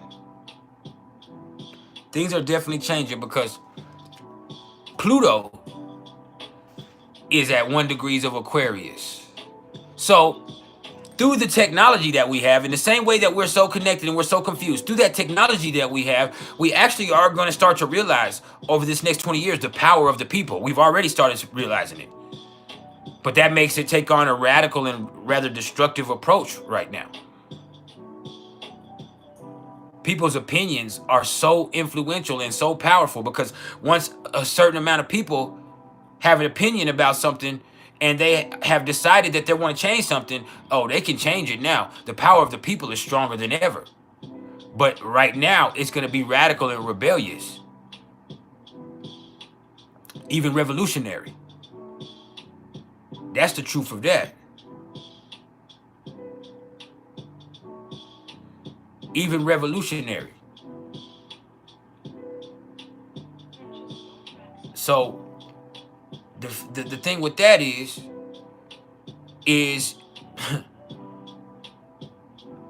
we at first are gonna fuck up some things. Like it's naturally something has to be destroyed for America to come about. 250 years ago, when Pluto was last in Aquarius, the empire of Great Britain had to be destroyed. Now, Great Britain is still Great Britain, but it's not the power that it was then. The French Revolution occurred also, that created its own division at that same time. Now we're in this same expression of energy, this same radical approach where something new is on the horizon, something different. But that means whatever the United States is right now is having a reckoning, and it won't be the same after this. And that can mean a lot of different stuff. Whether you look at the rebellious and radical acts between the United States and Texas, whether you look at the approach of people going from not really supporting Donald Trump to feeling like, man, he's the only answer. This shit is so crazy. Sleepy Joe, as he calls him, is just not cutting it, to where people that felt like Donald Trump was a racist 4 years ago now are ready to go to the polls and put him back in office. And then what's crazy on that is he might not even get to stay in office because he has 91 criminal charges against him. I don't know how many motherfuckers you know that beat 91 charges. Shit. And you have states that are rebelling against the United States government, saying, hey, we have actually petitioned to where we don't even want Donald Trump to be able to run for president. He is guilty of insurrection. He shouldn't be able to run for president. Then you have Democrats who are going to the polls and not even voting for Joe Biden. They're voting non-committed. That's the truth. They're saying, hey, we're Democrats, but we're not happy with Biden or any of these candidates.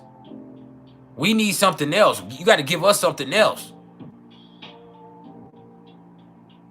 And so it's really forcing a hand. You have people that are really starting to consider those independent voters, and no independent candidate in the United States presidential election has ever gotten more than 4% of the vote. But this could be the year where something like that could happen. This could be the year where also we could feel like we're going backwards. Maybe Biden gets reelected, but guess what? Biden's 82 or 83 years old. He might not last a full term. Trump has 91 criminal charges. He might not fucking last a full term. So something is going to change. Something has already changed because people's mindset has changed. People are willing to think differently. People are wanting to do things radically.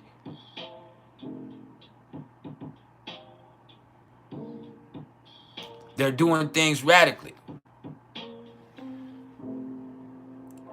People are willing to think differently. It's not just the thought or the idea. It's the willingness to think differently. It's being willing to just do something different, man. Fuck that. People want to do something different. It has to change. It already has changed. It's going to keep changing. And it might seem simply destructive for no reason at first, but eventually we're going to hit on something that's better for all of us. Something is going to be created, or something's going to come of it that's completely different. You hear me?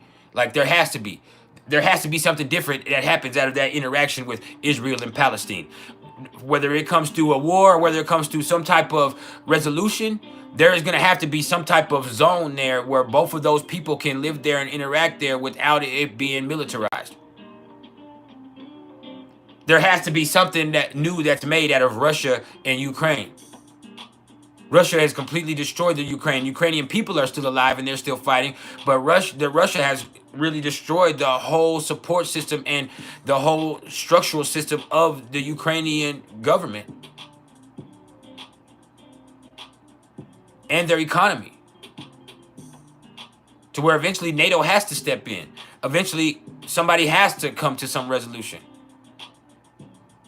With China and Taiwan, eventually, whether the United States and China have a war, or the United States or the United States stays out of it, China and Taiwan have to become one or do something separate, so something new comes from that. That's the truth of that. So things have changed. Things are changing. Texas cannot keep defying the federal government when it comes to their border. And the United States, Texas feels like the United States can't tell them what to do with their border. And so Texas is that one state that is kind of willing to do things independently, even if it takes a radical approach. So we are in very interesting times where things have changed.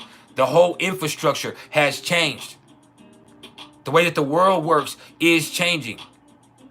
And the power of people is more powerful than ever because so many of us are connected through our devices. You can't really hide or lie there much here. There's so much information that's accessible. There's so much information that's accessible that motherfuckers can't really hide or lie. Plain and simple. We might not know something's going on, but we definitely can sense that something is amiss. Plain and simple. We're in a real crazy ass time, man. And you got to be adaptable. You differently because things are not going to go how you expect. Things are not going to go how you expect. Shit. And I'm telling you now, we'll talk about it more and more. But it's this eclipse that's coming over, this total eclipse that specifically happened in the northern hemisphere in the western hemisphere of the United States of America. It is a big deal. It does mean something. We don't know what it means yet, but it does mean something. Guaranteed. The cell phone outages that we had really in a lot of places all over the world, that means something. That blip where Facebook went out for a few hours a few days ago, that means something. The Chinese government is not going to let the United States shut them down, so TikTok will be banned, and that means something. Like, this shit means something. Things have changed. Things are really taking a radical approach. People are willing to do anything. Like, you see people like Super King Anthony that says anything but Biden. Then you have Orbion28 say, I'm with the USA, but without Trump. Like, people need something different. Neither one of those are good choices, and we know that inherently as people. Even though we might be willing to accept one or the other because that's our preference, naturally. But really, most people know that neither one of those are the ideal choices. That's the truth of it all. This shit is fucked up, cuz. We live in crazy and turbulent times. You can find yourself with a crazy and turbulent mind. You got to be careful. Appreciate it, see ha.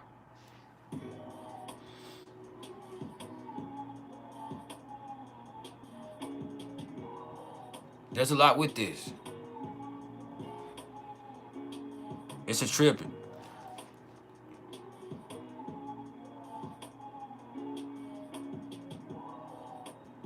Shout out to the Cowboys with their bitch ass.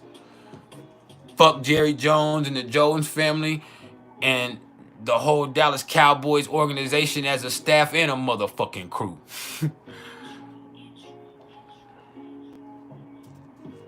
Tired of getting my heart broke.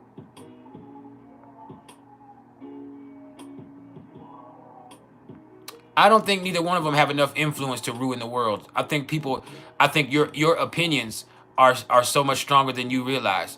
People have an opinion that Biden is ruining the world. People having an opinion that Trump is a political alpha when Trump isn't even a politician. Trump doesn't even understand politics. He has a powerful personality.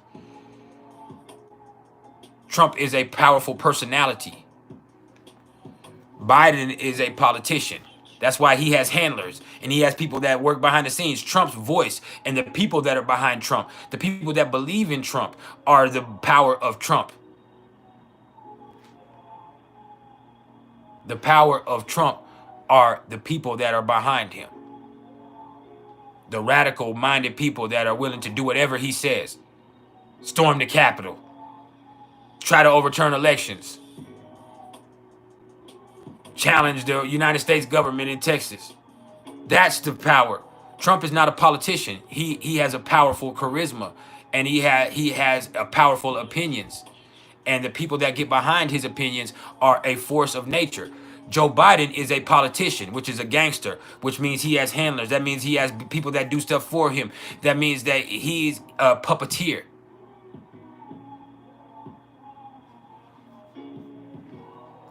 You got to understand the dynamics of this shit. That's why this election that's coming up, Trump has to get reelected. Unless he's not, that's what's going to happen. And it might not be something that lasts long because of his charges and because of other things. Or it might get overturned. There's going to be something that happens with this. Something different. This is a different time. But the power of people's opinions is going to, if they can, elect Trump. And I'm not for it or against it. I'm not a political person. I'm just giving you my observation on what's happening. Is people's opinions and the power of technology. That radical approach being something that ends up changing things. And at first, it's probably going to be destructive. Pluto through Aquarius is a 20-year process. And then after that, we have Pluto in Pisces, which might mean forgiveness, peace on earth, or it could mean the dissolution of the physical, a change into a whole different realm of existence. You know, the end. Yeah. The illusion of peace.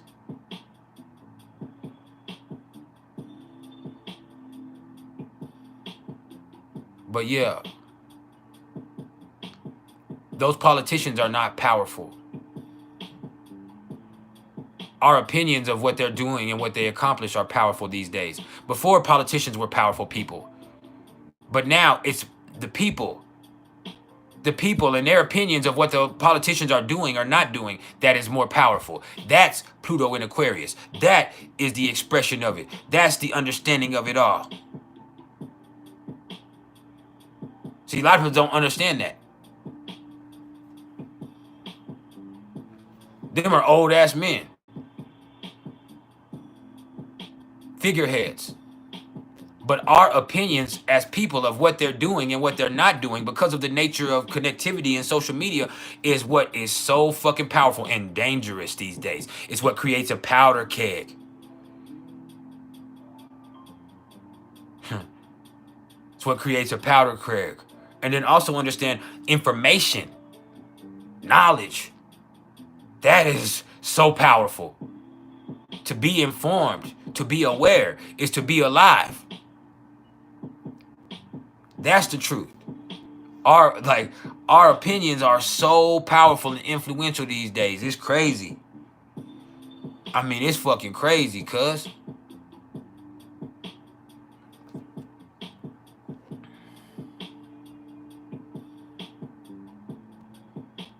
But yeah,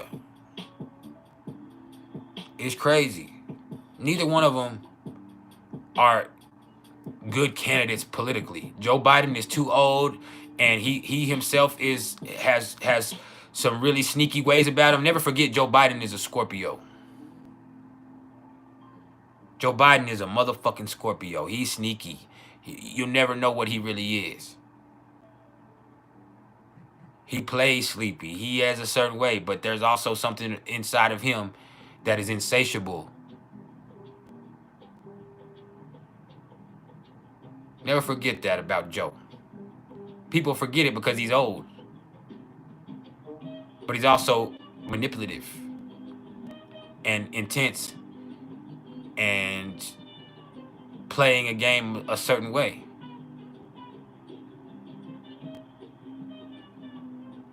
And Donald Trump is a character. He's a character. He's a privileged person who says and does what he wants, and that's powerful. To have that type of nutsack, that type of machismo, that type of fortitude is powerful. Nobody ever heard people talk the way that Trump talks. Talk to people the way that Trump talks to people. Nobody's ever seen that. And so when they see that shit, it's like, man, I want to be a part of that. I want some of that. I want to be like that. And so you see how those perceptions, the perception of what Joe Biden isn't doing, the perception of who Joe Biden isn't, and what he like that fucks you up from what he really is, which doesn't mean it's better, but it just fucks you up from what he really is. Then the perception of Trump's charisma taking away from what he really is, which is not a very intelligent person.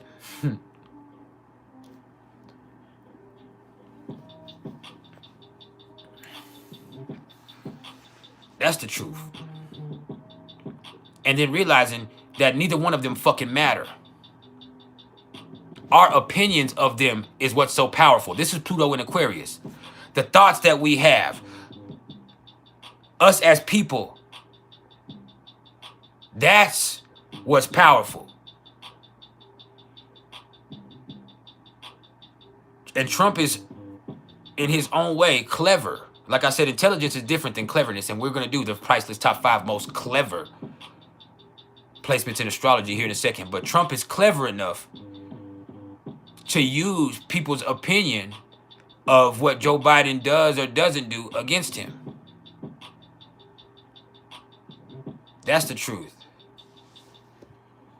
So the fact of the matter is, us as people are the power. Our opinions are what really changes things.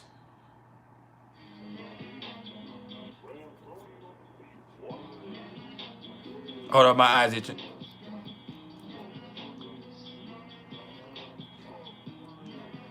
Ugh.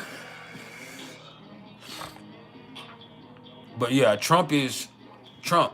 He's a character. Doesn't mean he's a good or a bad man because I don't know him personally, but he's a character. Joe Biden is a politician. The people that believe in Trump are what's powerful about Trump. The people that are behind him and the people that take his opinions. As far as Joe Biden, it's his politics and his political influence and the people that hate Trump.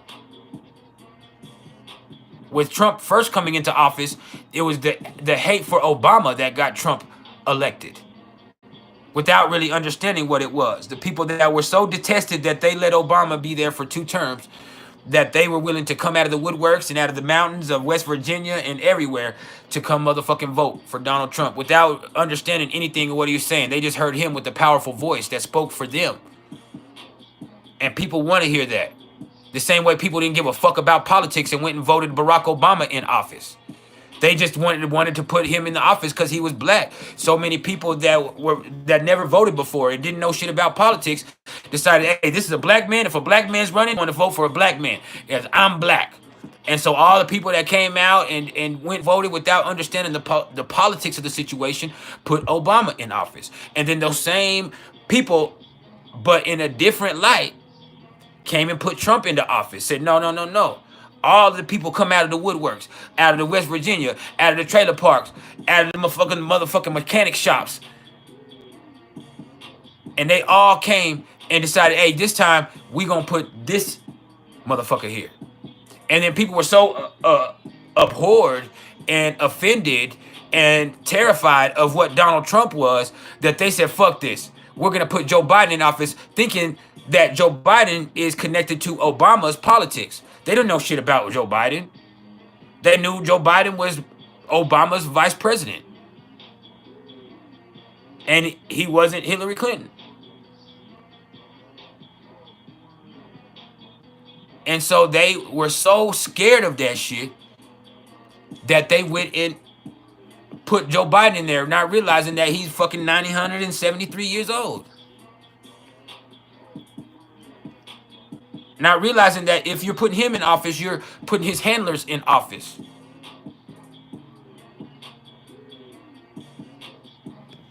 Hold up, my eye is itching. I don't know what the fuck is wrong with my eye. Hold up. Maybe I had an eyelash in my eye or something. But yeah, that's Pluto in Aquarius. Things have just changed, man. And they're going to keep changing over the next 20 years. Things are going to get real fucking revolutionary and rebellious. However you want to take it. Damn, my eye. Whew. Shit. My contact.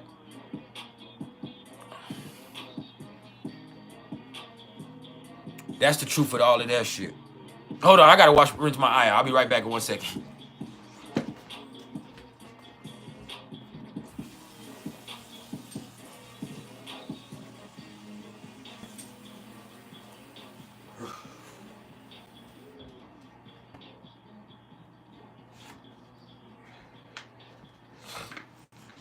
All right, I'm back. My bad.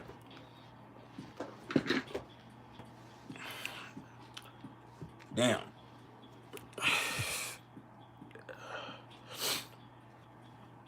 But that brings us to Chiron and Aries. And Chiron's sitting at 18 degrees of Aries now. And what you got to understand about Chiron here in Aries is this is awareness. But awareness allows for accountability. Even though you have to be aware of your wounds. You got to be aware of where things are fucked up. But that allows you to hold yourself accountable for wherever your feet are. And you can be responsible for wherever you have going on in life. And that means also holding yourself accountable for what you've allowed. But accountability is not always a negative thing either. You got to hold yourself accountable for the good stuff. Look how far you've come. Understand how far you've came. Hold yourself accountable for wherever your feet are. And that allows you to take action towards healing to make things better. Plain and simple. Hey, and shout out to Tigger's World. And for any of y'all here that are into anime, y'all go subscribe to my brother's channel, Tigger's World. And he breaks it down there poetically and scientifically. But yeah, everybody go subscribe to Tigger's World, man. Go support my little brother. He's my big little brother. You know what I'm saying? But he's my little brother. Shout out to CashApp Clips.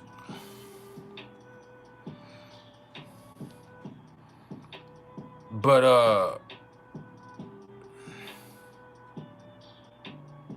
oh, he talks about all works of fiction. I thought it was anime. I'm sorry. I guess I need to watch more.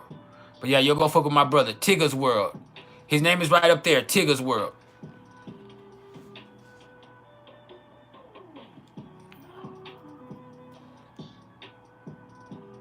How did Ebony get hidden?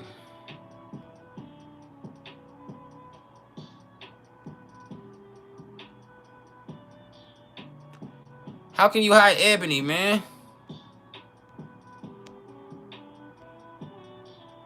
What the fuck?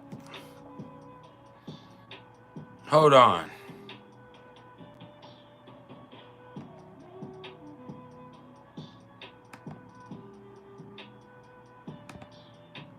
Don't be doing Ebony like that. Ebony is... I got it right, but shit. Don't be doing that. Ebony, where you at? Ebony, are you here?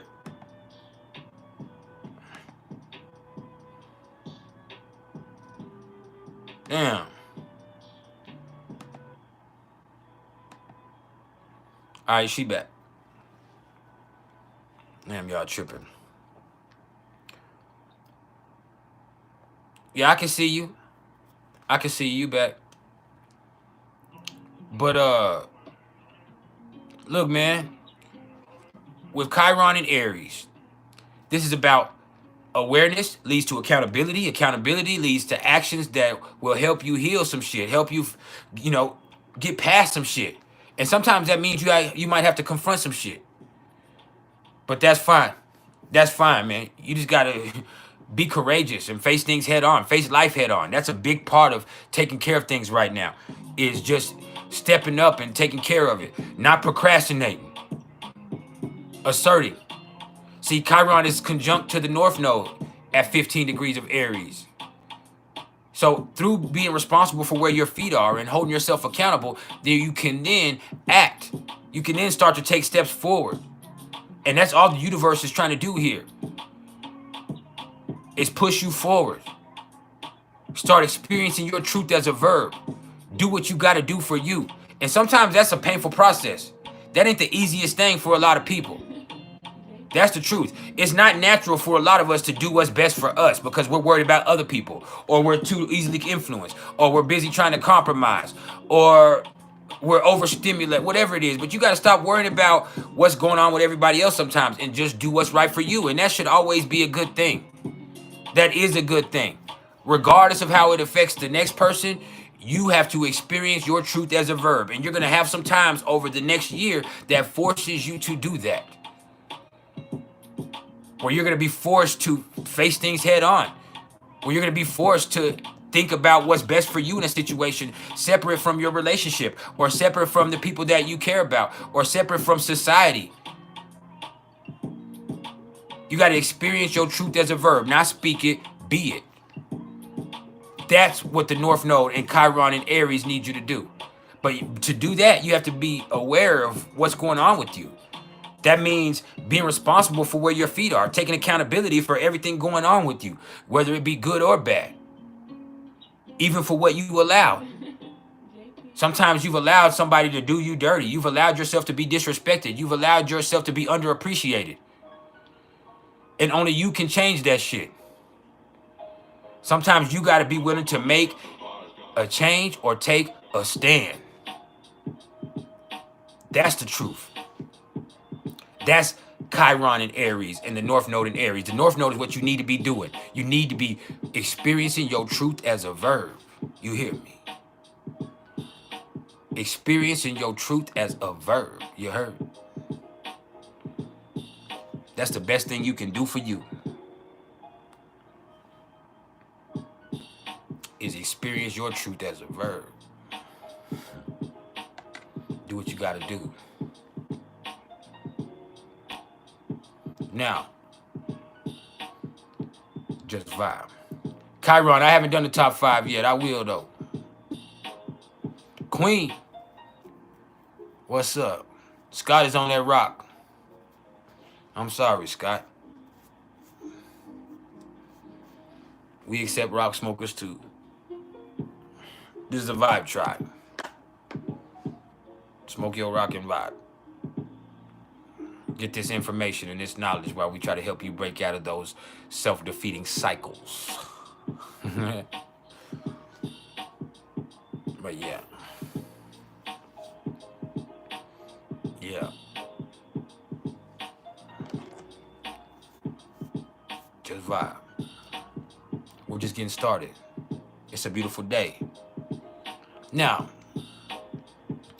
that brings us to the Black Moon Lilith. The Black Moon Lilith is the shadow aspect.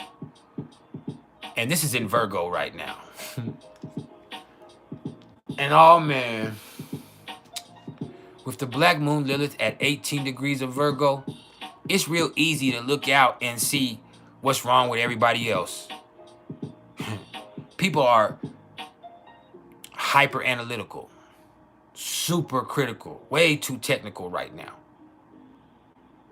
And so what that has them doing is dissecting other people, noticing what's wrong with everybody else, but it also has everybody else knowing what's wrong with you. And this is a sensitive energy.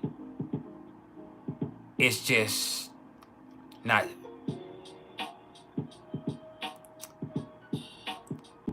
It's not...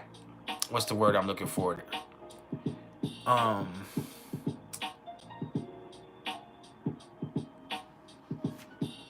It's not sensual.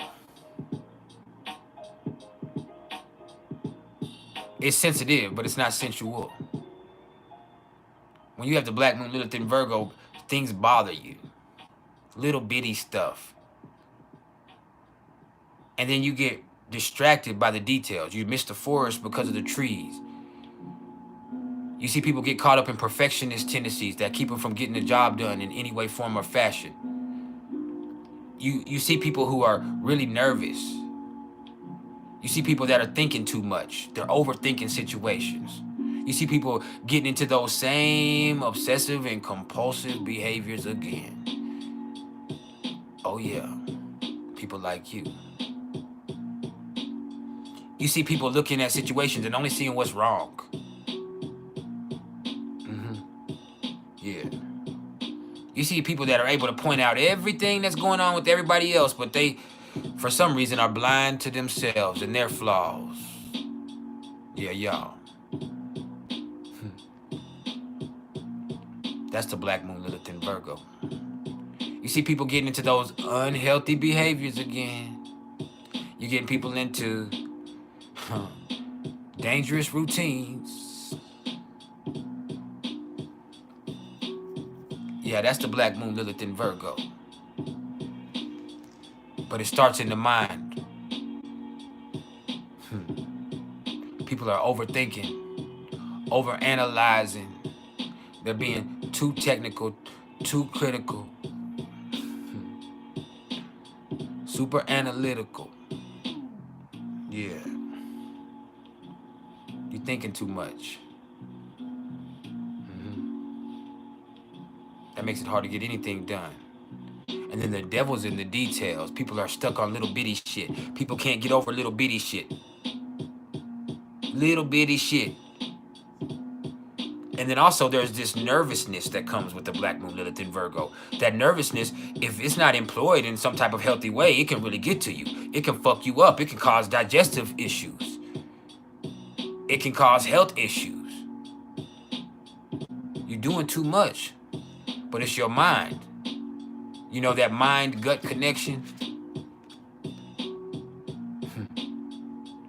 Well, some of that can be absolved when you realize not everything is worthy of correction. You don't need to correct everything.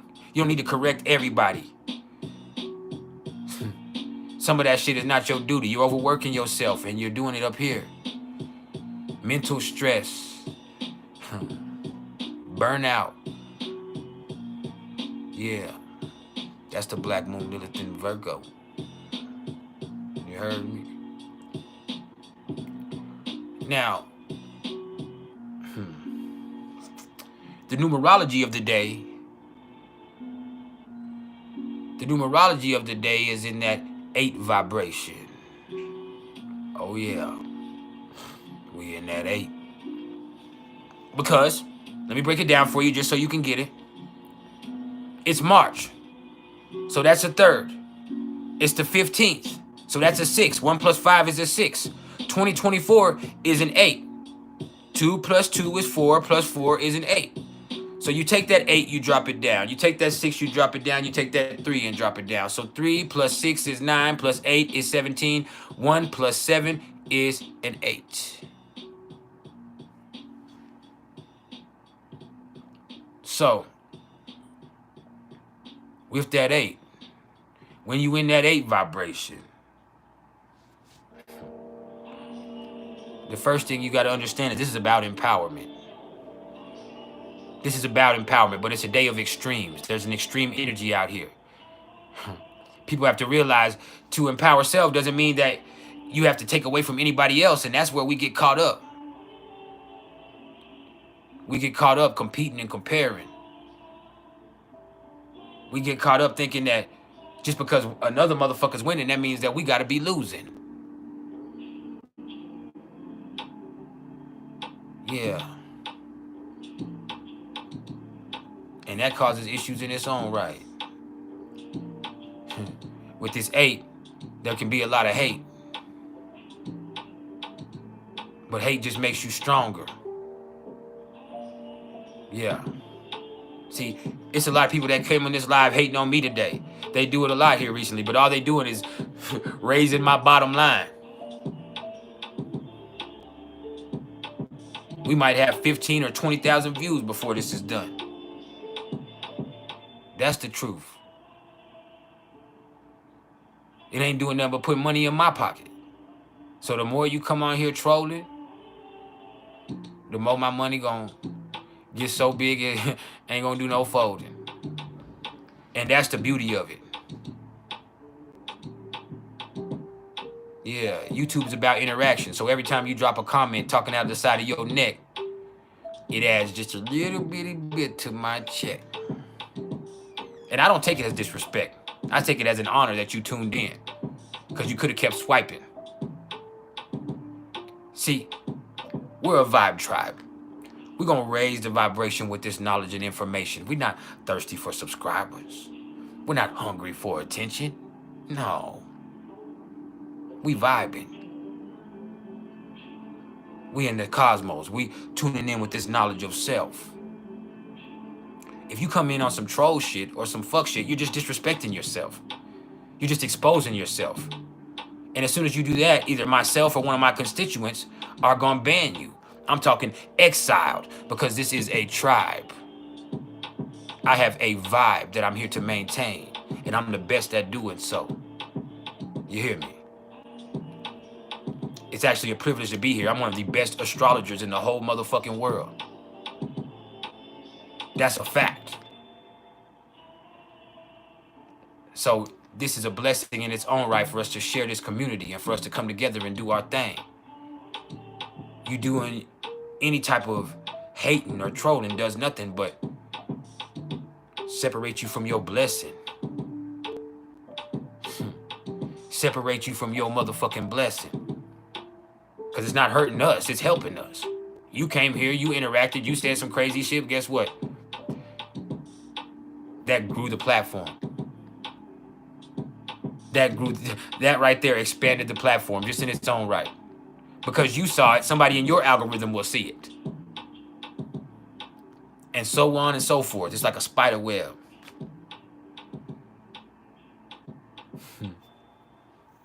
Thank you. Thank you. Yeah. And I think I'm gonna go ahead and get some more hats made up so we can get back on the merch. I haven't had merch since last year. And I had a friend of mine that just stopped talking to me because I never sent her merch. But I gotta send her merch.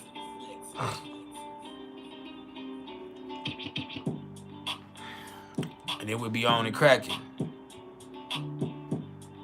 Now, I think that's me being done with the transits. What I need to do real fast is I'm gonna let my dog out. I gotta go over here and let my dog out. And then when I come back, we're getting into the PrIcElEs top 5 most clever placements in astrology. And when I say most clever, I'm not saying most intelligent. I'm not saying the most informed, the most knowledgeable, the most wise. I said the most clever. And we'll look at the different forms and ways that these signs and placements are clever. So yeah, I'll be right back. Hold on. Hey, the Muse, how you doing? I'll be right back. I gotta let my dog out. Just vibe.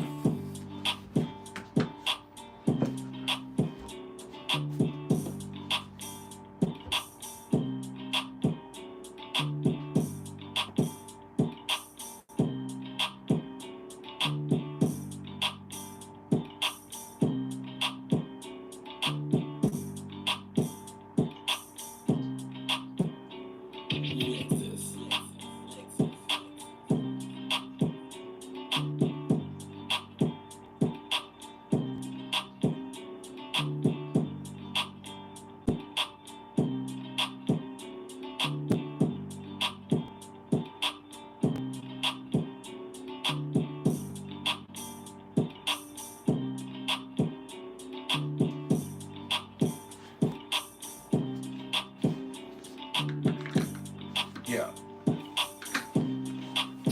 Hey.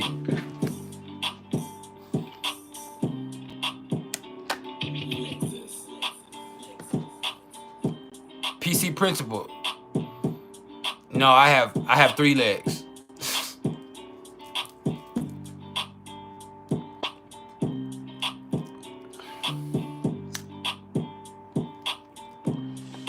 You can't expect somebody named Uncle Ruckus to be anything but a hater.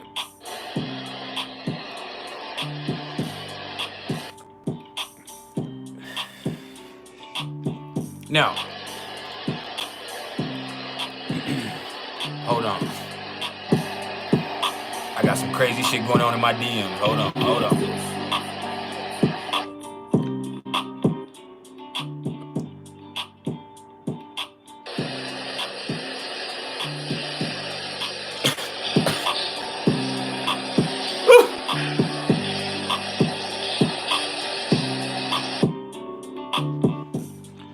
Hell no.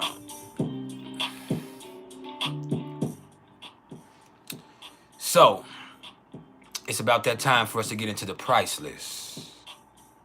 Top 5 most clever placements in astrology. Now, there are plenty more clever placements than the top 5 that are on this list, so I only had to narrow it down to 5.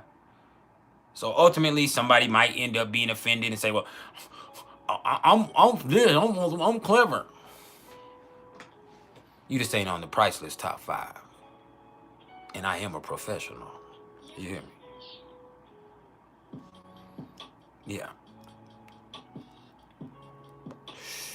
Just let that vibe hit you. Now, before I get into my actual top 5, I do have one honorable mention, and I'm gonna be brief on this.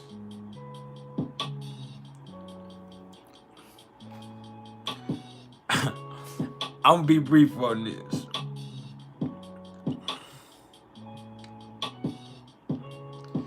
And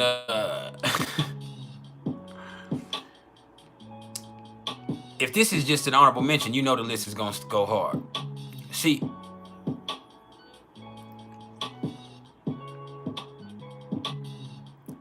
the honorable mention on our list of the PrIcElEs top 5 most clever placements in astrology. Gemini suns. Now, what's crazy is this is only an honorable mention, but it could easily be number one. See, Gemini suns are so fucking versatile. A lot of them are so smart in some way. They're very in tune with their environment. They're eclectic. Well-spoken, a lot of them. Now, they might be crazy. You might not know which way they coming. But that's also a part of their genius. That's also a part of their cleverness. But really, man, I can look at all types of people who you can see that are very... Look at Andre 3000. Now, we're going to talk about him here in a second also. But look at all the different things he can do. Look at Kanye West, all the different things that he can do.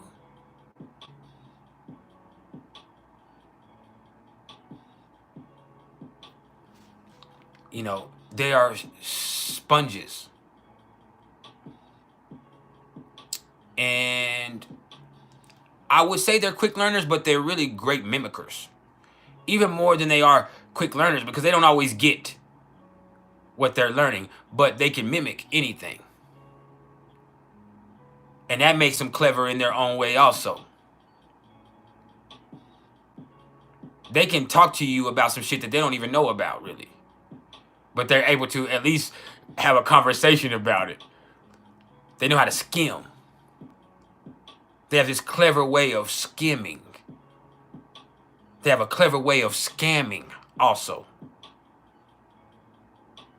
That's the truth with that. Gemini suns are versatile. They're smart. They're adaptable to many situations. A lot of them are well-spoken. They have great sense of humor. And they're slick. They're slick. And all of that is why Gemini suns are our only honorable mention on the list of the PrIcElEs top 5 most clever placements in astrology. Now, that brings us to the actual top 5. And number 5 specifically, I'm talking Fever in the Funk House. And this is one that you might not expect. But this is something I've seen play out time and time and time again. Matter of fact, I'm watching it play out now. Number 5 on the list of the PrIcElEs top 5 most clever placements in astrology.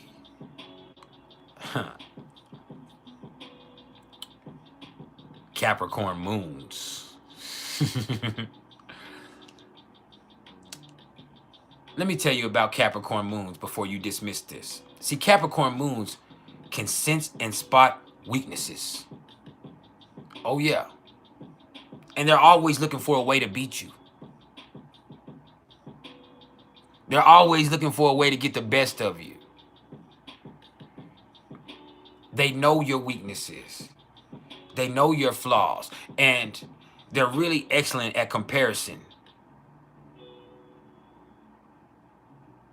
Knowing where they stand against other people, where you stand against the next person. So being able to compare and being aware in that way and being realistic in that approach can make them very clever. And it's chess with them. It ain't checkers. They play the long game. They play the long game. That's the truth with that.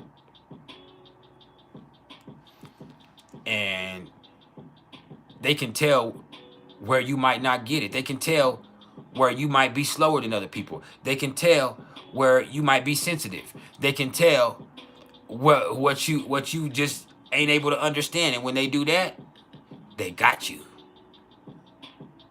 They got you. See, Capricorn moons are very clever. Hold on. Let me go ahead and entertain this real fast. Mr. Reckless Driver, before I block you because that's a dumb name. This is a job.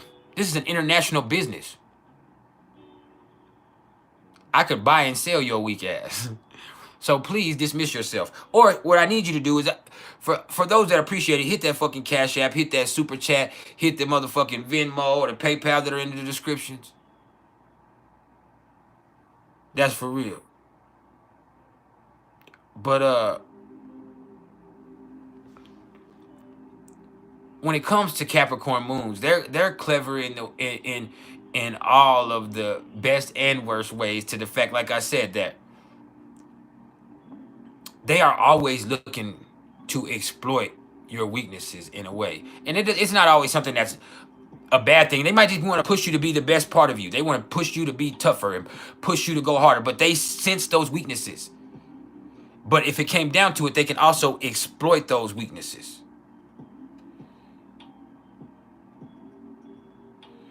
And so you have to be careful with them, because they know exactly where you stand with them. They have already, since meeting with you, spotted everything that you struggle with. And they just struggle with emotions.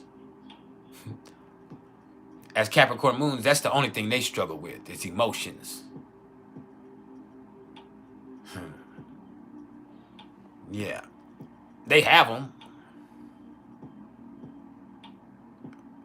but they resent them. They get in the way. They get in the way of a job well done. So yeah. Capricorn moons are dangerous, man. They're clever because they know how to beat you. They know how to get the best of you. They watch you. They constantly assess you. And you have to be careful, because the devil,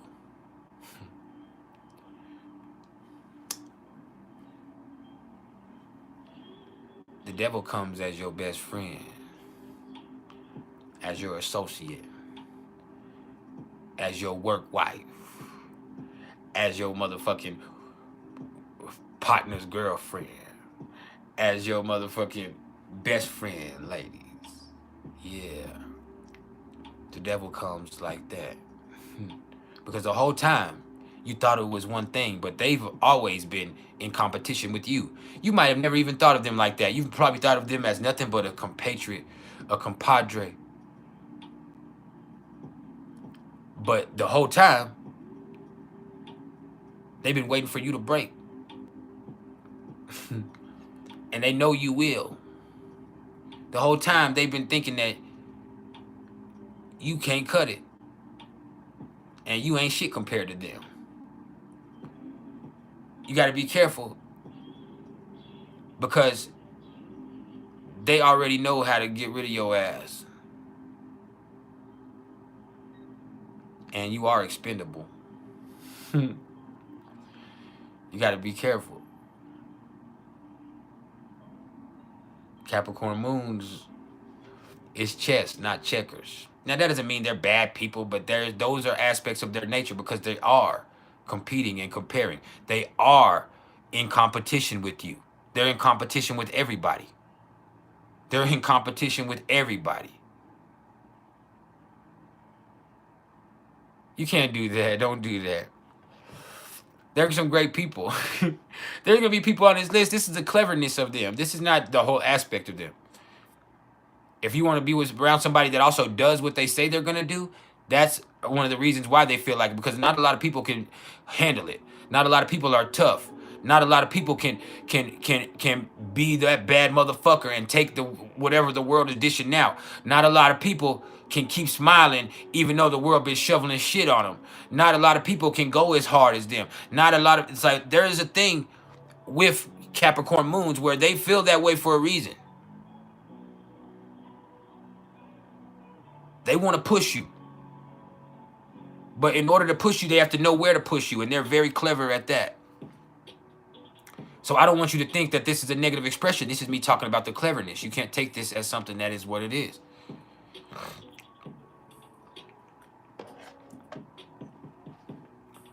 There's somebody who's about what they say. There's somebody who is about something. Now that's dangerous. In order to be about something, you got to learn, you have to know how to stand for something and what's worth standing for. So they're very clever in that way also. Yeah. So they spot your weaknesses. That's Capricorn moons. Yeah. Now, let's talk about number 4. Number 4 on the list of the price list, top 5.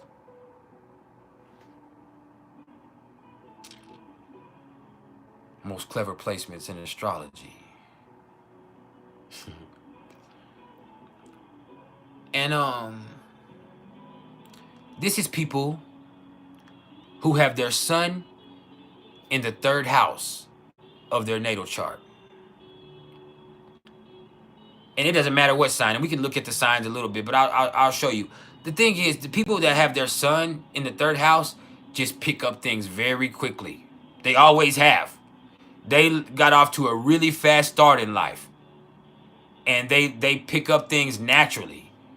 And you know, really, they're versatile in their own right, but even more than that, they see competency as basically a way of being. They expect to be good at stuff, and they usually are naturally good at a lot of stuff, especially when they're younger. They caught on real quick when they were young. Real quick. And so you got to be on point with them, because they're going to get it faster than you do. That's the truth for people who have their sun in the 3rd house. In Pisces, they might be psychic. In Aquarius, they could be psychic in their own right too, or inventive, or just brilliant, or just different, or unique. In Capricorn, they could be more organized and more mature. They've always been more mature than people. In Sagittarius, they're wise. They're intuitive. In Scorpio, they naturally understand things. They're deep. They're intense. They right off the rip are very perceptive and aware. In Libra, they're very objective, artistic. They understand people. They're natural communicators. They have a really, not just a way with words, but a flair. In Virgo, they're on point. They're highly intelligent. They pay attention to the details that nobody else pays attention to. In Leo, they're confident and they're expressive, and they have a personality they're very, very clever in the way that they express their personality, because they caught on very quickly. That charisma was something that they came into very early in life. In Cancer, they could be artistic, or they could be very emotionally adept. And they could have been, from a very early age, really understood about feelings and really understood about what it means to commit and help people. And also what it means to feel. In Gemini, I mean, this is the 3rd house right there. They're very quick to pick up on stuff. They're good at a lot of different stuff.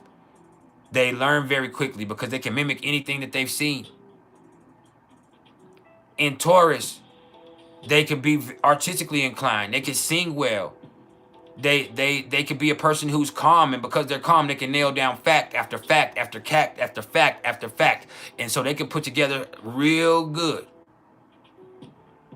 With the sun in the 3rd house in Aries, they're really aware of things, and they're very intuitive, and they think quickly, they move quickly, they take action quickly. So that puts them off to a very fast start. They're willing to go faster than everybody else. They really take off faster than everybody else. When you have a fast get off, it puts you naturally ahead in the race. So when you see the sun in the 3rd house, these are people who just pick up things very quickly. They adapt to situations very quickly. And they see competency as a way of being. They expect to be good at just about everything. And if they ain't good at first, they expect to be good very quickly at it, because they pick up the dynamics of stuff very easily. Just in different ways, depending on the sign that's there flavoring it. So, yeah. That's cool in its own right. I need a few more of y'all to hit that like button for me, though. That's the least you can do. Hit that like button. And so, yeah. And I need to make some money today. So hit that Cash App that's pinned to the chat right there, too.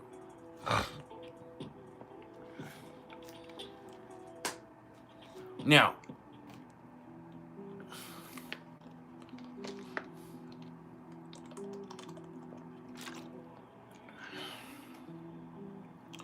hold on.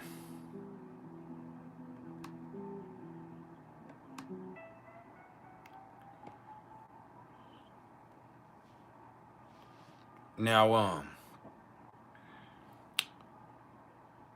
all of that is by number 4 is the sun in the 3rd house. Now, let's get to number 3. Number 3. Traglamprast. In the list of the PrIcElEs top 5 most clever placements in astrology. And this is actually one of my own placements. This is something I've seen play out in my life. This right here is the Black Moon Lilith in Gemini. Oh, man. See, people with the Black Moon Lilith in Gemini learned game from a very early age. They learned all the wrong things when they were young. Maybe they raised themselves. Maybe they were in an environment that wasn't always, you know, the healthiest or the most positive. So they had to pick up on some cues.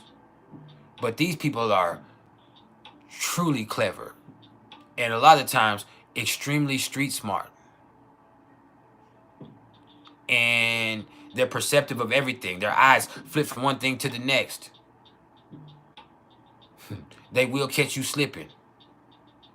Best believe. And these are people who have used their quick minds to survive. But they've also used their quick minds to cheat and lie and manipulate and steal and trick people and have sexual experiences. Yeah. This is true cleverness. This is people that know how to use what they know to their advantage, and that's not always on the up and up. That's not always on the up and up. When the Black Moon Lilith is in Gemini, this is somebody who might have been raised wrong, or somebody who might have raised themselves. This is somebody who just in their own right is very, very perceptive. And their mind is a problem. It's an asset, but it's also a problem. Yeah. They have a dark way of thinking. They have a way with words. I have a way with words. I could talk you out of your pocketbook. I could talk you out of your drawers. Yeah. I could sit here and entertain you for hours. Just speaking. I got game. You gotta be careful. And you can't get over on me very easily because I'm like that. When you're trying to get over on me, you have to understand I'm like that.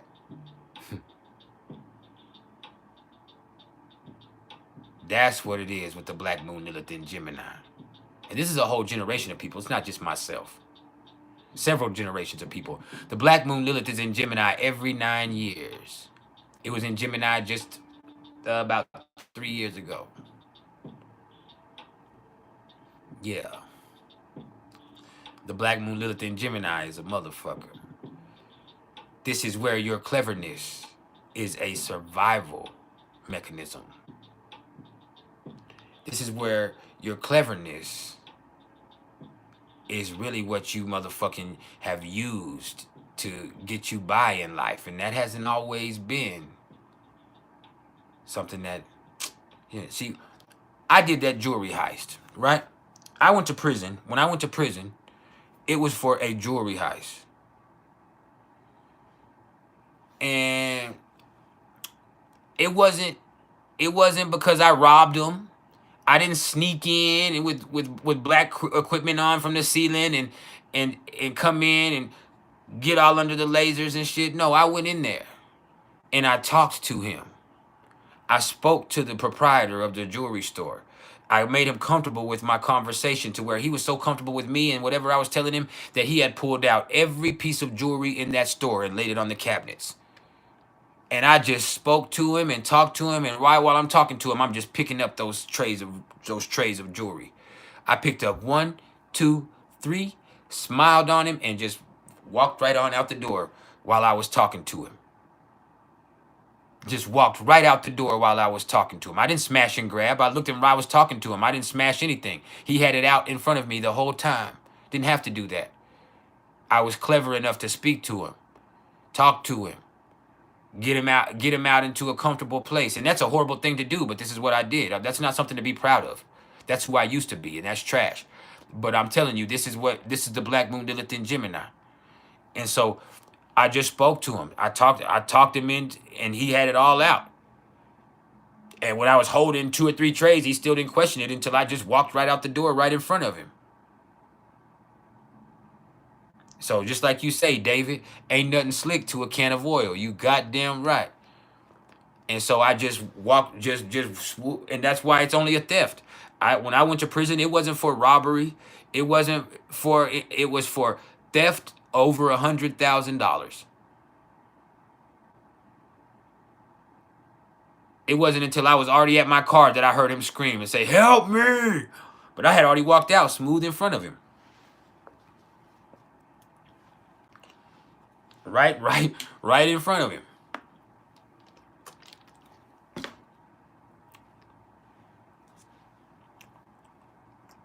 Talked him right into the situation.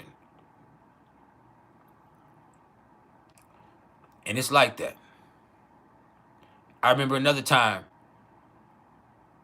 I had a friend of a friend named Pops, and he was getting oil field money. And Pops would get these $15,000 or $20,000 checks every month, and he would just go get the money in cash and walk around with that cash because Pops is he's a really old, ill gay guy. And I mean, his sexual preference is only important in the story because he had a crush on my friend. And so Pops was so sick that he had an insulin pump. That means he was so sick that he didn't even give himself shots. He had a pump that on his body that naturally gave him insulin. If that pump wasn't malfunctioning or if something was wrong with him, he could get really sick. But he still did a lot of drugs. He still would do that. And Pops was in his own right a menace. And so Pops developed a crush for a friend of mine named Austin. And so Austin came one day and was like, "Hey, bro, Pops just got a double check for $30,000. He just sitting over there with $30,000, man." And he was like, "He's always fucking hitting on me and always like that." He was like, "That shit is embarrassing." I'm like, I try to, get him to back off, but he won't back off, and he has all that money. And I'm like, "Man, we finna go get that money." And he's like, "What?" I'm like, "Yeah, man, you finna go over there and we finna get that money, man." Like. And so we ended up and not taking anything from him, just the gift, the game. And so at the end of the day, he ended up spending 30, 40, no, I think he spent like 10,000 really. He spent like $9,500 on something that was worth $500. On something that was worth $500 motherfucking dollars. And so that's that motherfucking Black Moon Lilith in Gemini. You got to be careful. This is a true cleverness. This is a street smart. This right here is that gift of game. This is game. The Black Moon Lilith in Gemini is game. You've had to have game. People who have the, no matter what, mine is in the 8th house. So it's also played out for me sexually in my life. To where, you know what I'm saying, that game has afforded me with all types of sexual opportunities in situations that a lot of people would only fantasize about. But and also it's got me into other people's money too. I've been able to, and the 8th house is other people's money. And so you look at the aspect of that, you just see how the Black Moon Lilith in Gemini can play out. You see a person who has that way of speaking, and a person who can captivate you with words.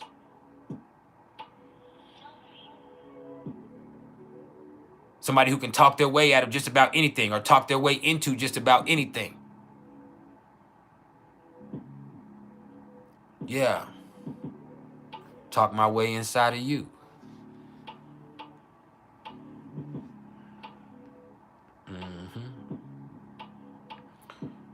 Now, at the same time, the Black Moon Lilith in Gemini get you into trouble. You learn from profound mistakes. I spent 10 years of my life in prison. Now, I spent 7 years out of the 10, but I got a 10-year sentence that I was on there. But I spent 7 years of my life in prison. I picked cotton with my bare hands for free for years of my life like a slave because of those mistakes I made. So it wasn't worth it. But that's also things that you learn. It was in there where I also learned more game. More fucking game. And game ain't always a bad thing. It's good to have game. Because like they say, ain't nothing slick to a can of oil. Remember Dave just said that? That's the truth. Because once you have game, once you have knowledge of self, once you have awareness of the situation, and you know what's going on, and you're in tune with your environment, then it ain't a lot of motherfuckers that can get over on you. What's up, Submit?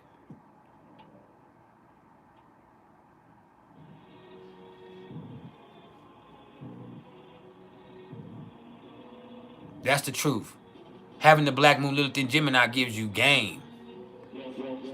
And it comes from the way you were raised.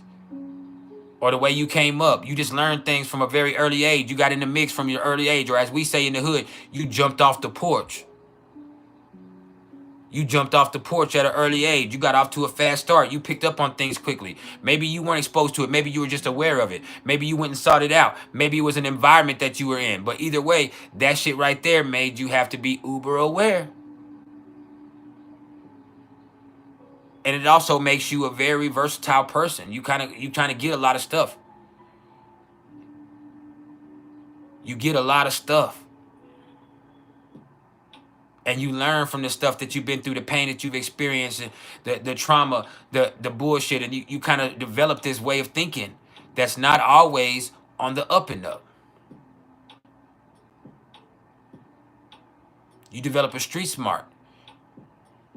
You can also develop a predatory way of thinking to where, hey, I'm going to get over. You could also just be mischievous. I'm very mischievous. I like to fuck with people. And if you let me fuck with you, I'm going to fuck with you.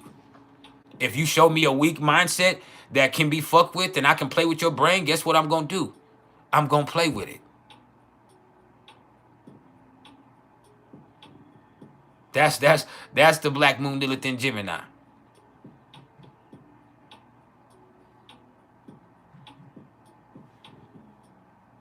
And it's funny, David.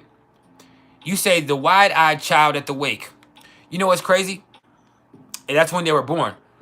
But even beside that, when you say that, that made me think of my mom. Because my mom died when I was 13. My Black Moon Lilith is in Gemini in the 8th house at 13 degrees. And so I really think about, you know, I was aware before that, and I was very intelligent. And I had all those same things. But when my mom died and I was forced to go live with my dad, who's a Gemini, and my life changed drastically, I had to be aware. My dad is a slick character. My dad is inappropriate. My dad is a drug addict. My dad is a swindler. And so going through that shit, after finding my mom dead at 13 years old, I remember me realizing that I had to be different. Being at my mom's funeral, or her wake even, I realized how different my life was going to be after that. I realized how different I had to be No more kid stuff. And I was only 13 years old. And I mean, that's a young age, but I went through stuff that was bad before that. But it was like at that point in my life, it was like no more kid stuff. I had to start selling crack. My dad was stealing my money. I sold crack, sometimes to my own dad.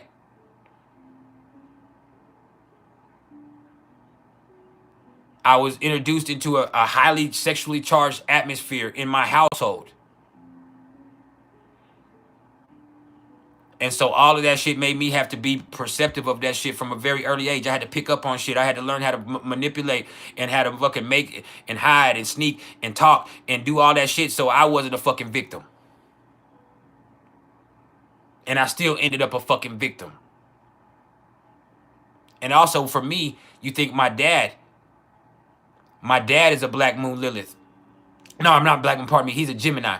And so a lot of that stuff is stuff he taught me, the shit he put into my head about using people, about not being, about getting over on people, talking people out of shit, getting people to take care of stuff for you, doing this and this and this. And so you develop this mindset that's really unhealthy that you have to get out of as you grow older.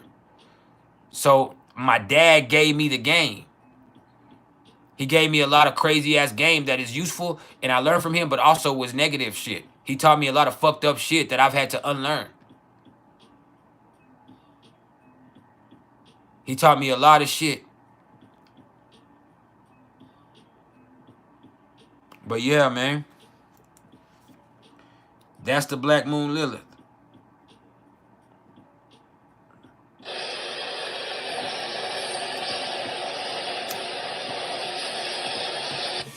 And that's why the Black Moon Lilith in Gemini is number 3 on the list. If the PrIcElEs. Top 5 most clever placements in astrology.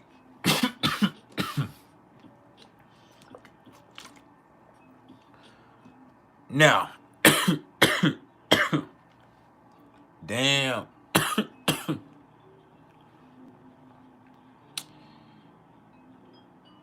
That brings us to number 2.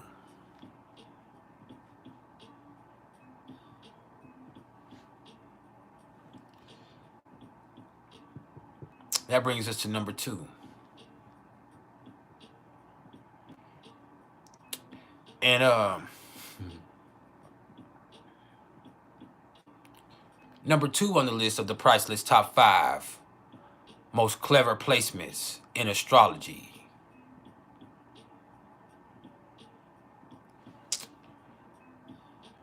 Virgo rising. Those that have Virgo on their ascendant. And you ask yourself why. Well, first of all, they're sharp. They're sharper than everybody else up here. That's a part of their identity. But even beyond that, they have Scorpio ruling their 3rd house. And that's the trick to it all with Virgo rising. See, that makes them ultimately aware. It makes them deeply perceptive of all cues, even those that are not spoken. They pick up on everything. They pick up on everything. They don't miss nothing. And they're constantly dissecting things and taking it deeper and deeper and deeper. So they get it. They don't just see the situation, they see the motives. Yeah. They're very sharp because they're ultimately aware and they're deeply perceptive. And they pick up on everything, even those non-verbal cues. Matter of fact, they pay more attention to what you're not saying than what you're saying. And that is a superpower in itself. But they're also clever enough, with Scorpio ruling that 3rd house, they're clever enough to not let people know about that peevish probing that's always going on behind the scenes. And that is what's always going on behind the scenes. There's always this peevish probing. They're always taking everything and they're dissecting it and they're looking deeper and they're trying to find the motive behind it. And if you said this, what do you really mean? And what are you not saying? If you're telling me this, what is the stuff that you're not telling me? Why did your eye twitch? Why did you look around before you answered me? Why did you say When I asked you a question before you answered me, why did you say When you say that's an implication that you're lying, because that's giving you a cue that that person is thinking of something. If somebody says, how old are you? And you say 20, most likely you're lying, because that's you thinking of a response. That's that split second. Or if somebody says something to you and you look up and to the left, that usually means you're lying. See, I have Virgo rising in my sidereal or my Vedic chart, so I understand, and I have Virgo in my 12th house, so I'm very perceptive of those cues also. So with Virgo rising, you just see individuals who are very sharp. They stay on point. They're aware themselves of the cues they're giving off, of what they're saying, what they're expressing. I remember I had this little chick that was a Virgo rising back in the day that I used to, and my ex-wife's a Virgo rising too, but I'm not talking about her. But I had this little chick that I used to be into. But she really kind of had a dude, and so I wanted to test the waters. Me being a Cancer sun, I don't want rejection. I'm terrified of rejection. And so I was gonna try to test the waters. And you know what I'm saying? I'm trying to see. We have a little vibe. We hung out a lot, but I wanted to see if I put that put that pressure on the situation a little bit, and you know what I'm saying, applied a little pressure, as they say. Is she gonna respond favorably? Is she gonna, is it, does she want me in a way that's intimate? Basically, we cool. I can tell that there's a vibe between us, but if I want to take it there, are you gonna be willing to take it there with me before I even try to take it there with you? Because rejection would fuck me up. And so what I do is I, you know what I'm saying, I throw a little bait out. I said, I say some little slick shit, and she was so aware of what not to say that it was crazy. To where I could, you know what I'm saying, where she would give me direct answers, but still be very perceptive of what she wasn't saying and what she wasn't saying, to the effect that I still couldn't get a clue of what she really wanted. Like, I couldn't get a clue of what she really wanted, because she would be so aware of what she's not saying that it would be maddening.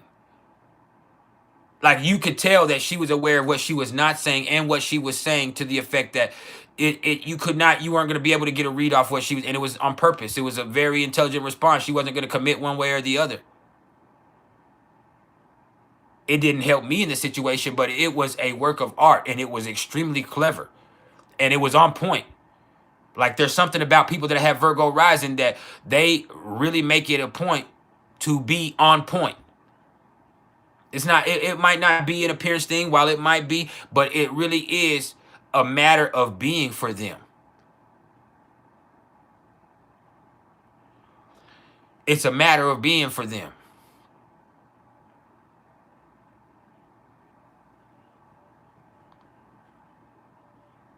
It's a matter of being for them, man. With Virgo rising, they're sharp. And with Scorpio ruling that third house, they're ultimately aware. They're deeply perceptive, and they are going to make sure that they pick up on all cues, those that are spoken and unspoken. And also, they are constantly taking what's been said and dissecting it, and then also searching for what's not being said. And they don't only want to know thoughts, they want to know the motives behind thoughts. And they're also aware of the motive behind their thoughts, and the motive behind the way that they're expressing their energy.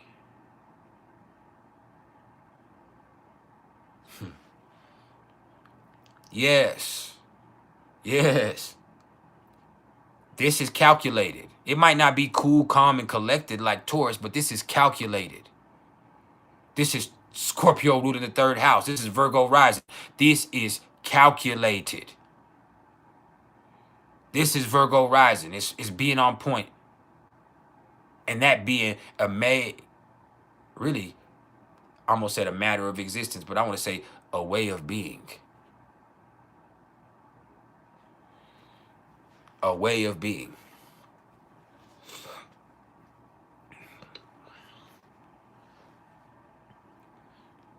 a motherfucking way of being. But all of that shit right there, all of that is why Virgo rising is number 2 on the list of the PrIcElEs top 5 most clever placements in astrology. Now, let's go ahead and get to number 1. I can't look at your chart right now. I can tell you your numerology, Aisha Smith, but I can't look at your chart right now. I'm a professional anyway. I wouldn't be able to do so. But let's get to number 1. Number 1 on the list of the PrIcElEs top 5 most clever placements in astrology. This is Mercury in Gemini. Mercury in Virgo could be one of the smartest, and Mercury in Aquarius could be one of the most ingenious. Mercury in Libra can be one of the most well-spoken, but Mercury in Gemini is witty, and they are the, what's the word I'm looking for? The epitome of cleverness. Oh, man. They have a love of words. They don't just have a way of words. They have a love of words. They can just talk with the best of them. That's a true gift of gab. They're also highly adaptable to their environment. You can never trap them up. You can never catch them up because they always have an exit strategy ready. They always have an exit strategy ready. That's the truth of Mercury and Gemini. Like, there's no way you can catch them up. Even if they're lying, even if they're just talking out of the side of their neck, you can't catch them up because they have a way to flip it around on your ass. They have a way to get away from that. Like, they're so fucking witty. They're so fucking quick on their toes. Like, this is what makes cleverness what it is. Like, there's not going to be anybody more quick on their toes. They can switch some shit up or flip it up. They can pick up on some shit real fast and be able to catch you up. Like you got to be careful with them.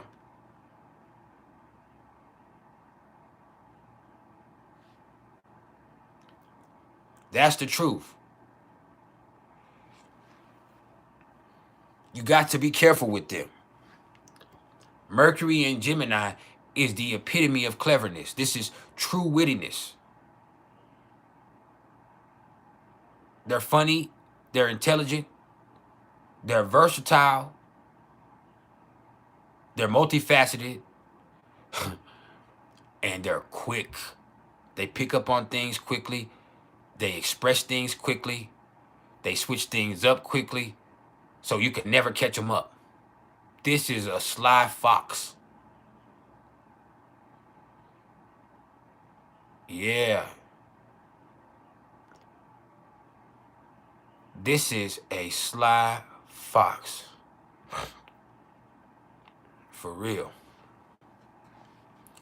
This is somebody that could have you fucking tripping real quick. They could tell you some shit and really make you believe it, whether it's true or not. Whether it's true or not. They know how to take words and spin them. Yeah. It's not so much about eloquency. Oh no. For them, it's terminology. It's terminology. For real. Mercury and Gemini is quick on their toes. So even if they don't know some shit, they can still talk about it. And most of the time, they know a little bit about everything. They know a little bit about everything.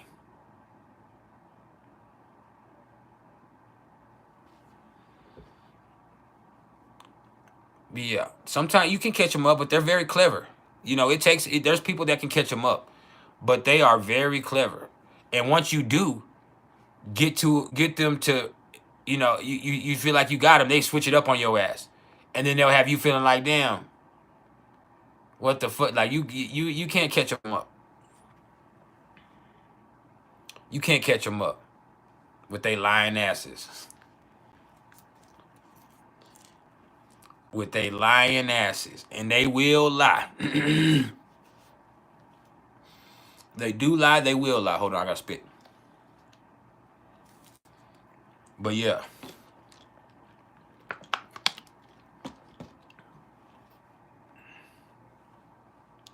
Appreciate it. My name is Earl.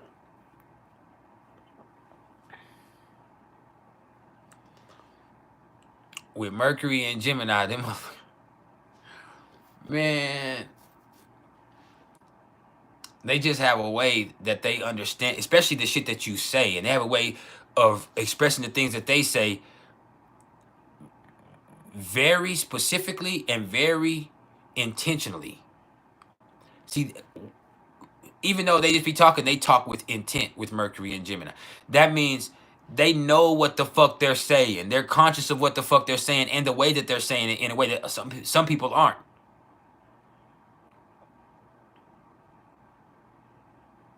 They know how to tell you some shit that's not true, but it's still not a lie.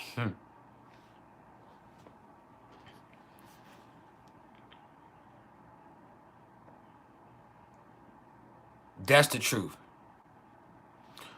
They know how to tell you some shit that's not true, but it's still not a motherfucking lie.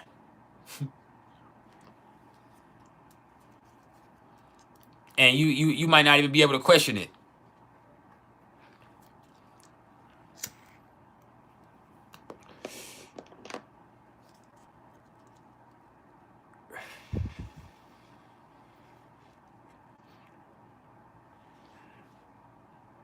For real. I'm sorry to hear that, Aisha Smith. You are great. Lord Messiah, peace. But yeah, man. With Mercury and Gemini, this is the epitome of cleverness. This is true wittiness. This is people who are quicker on their toes than you. Doesn't mean they're smarter than everybody. It doesn't mean they're more intelligent, they're wiser, but they are more witty and they are more clever because they pick up on things quicker. They switch things up quicker.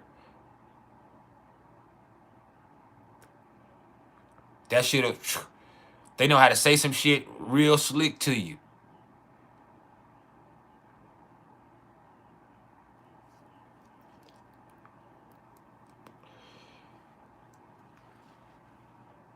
They know how to be real fucking slick with it.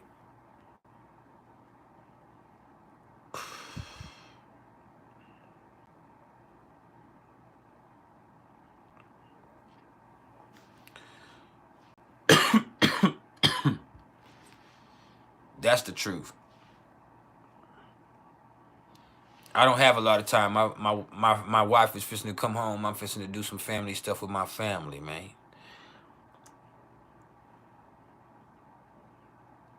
But yeah.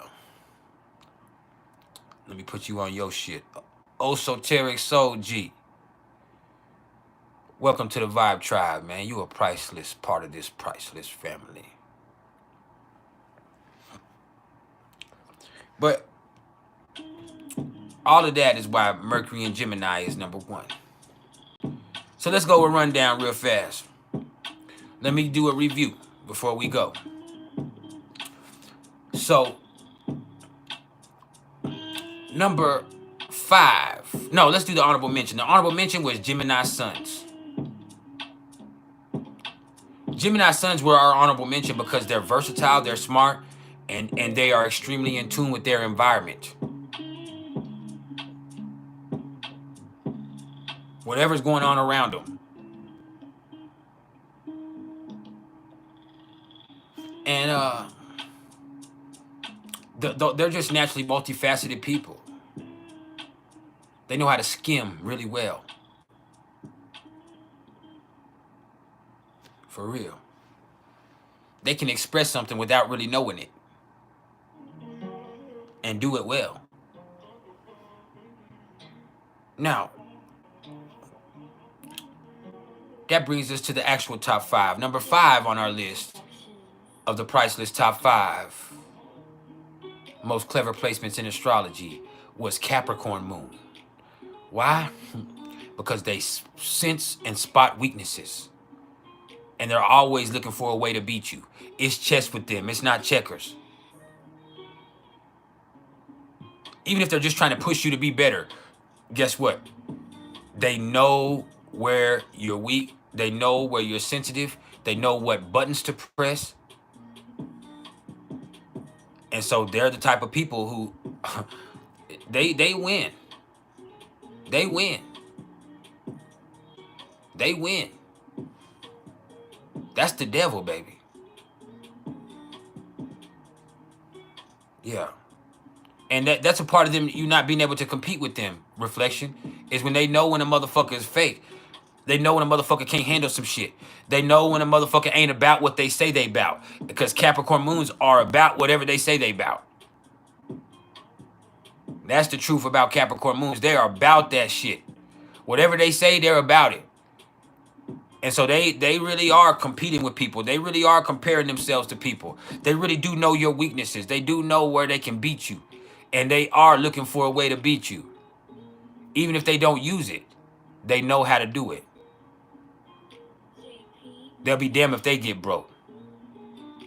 They'll be damned if you break them. They'll be damned if you beat them, because that's how they think. They think that you might one day try to beat them. So they're going to know your weaknesses just in case you try them. There's something in their mind, just in case this motherfucker try me.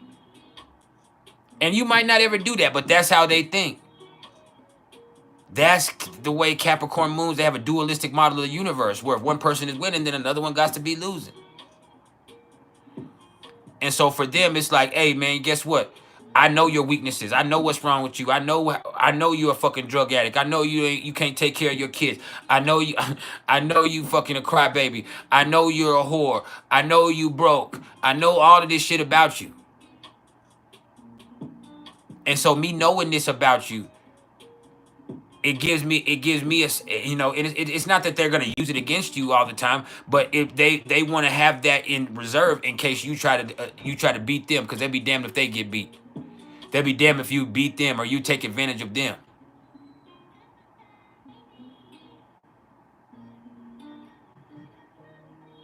They'll be damned if you beat them. They learn from shit. They're tough. They can take it. They can take it. And if they know that you can't take it, then you're weak. They've been through it. This is the time. This is the test of time. They can take it. They know how to put their feelings aside and take that shit, because feelings is something that ain't useful to them.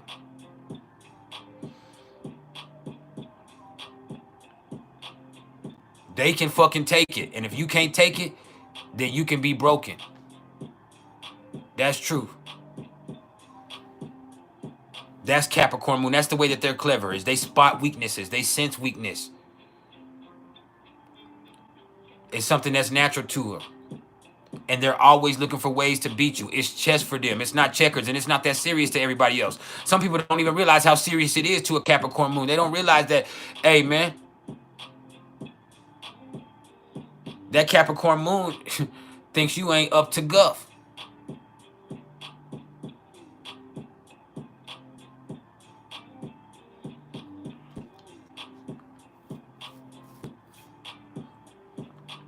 That's the truth. It's not that they hate you or they resent you. They just be damned if you beat them. They'll be damned if you defeat them. They'll be damned if anything does. They're gonna win. And all of that is why they're number 5 on the list of the PrIcElEs top 5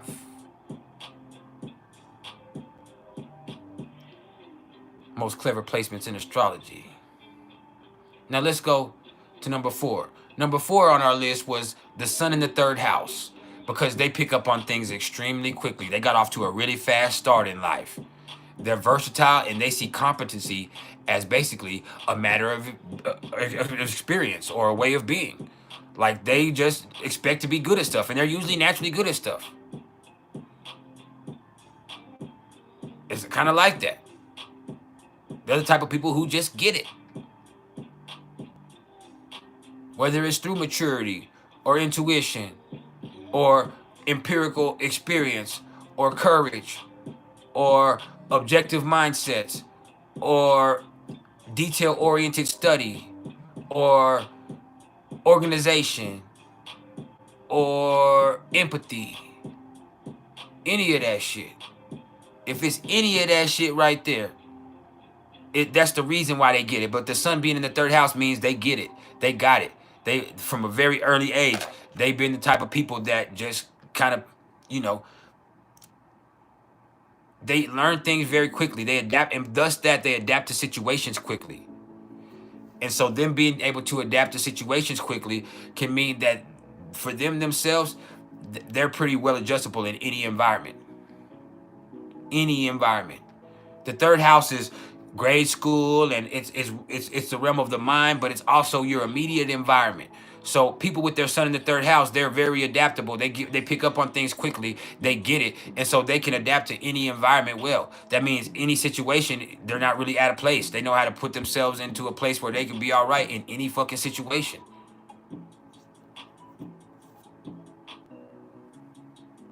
So yeah.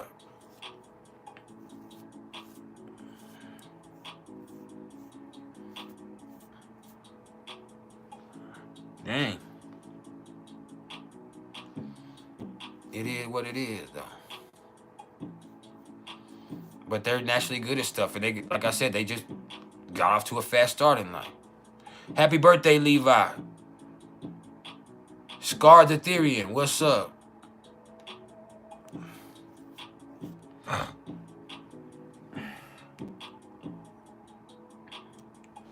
It's been real.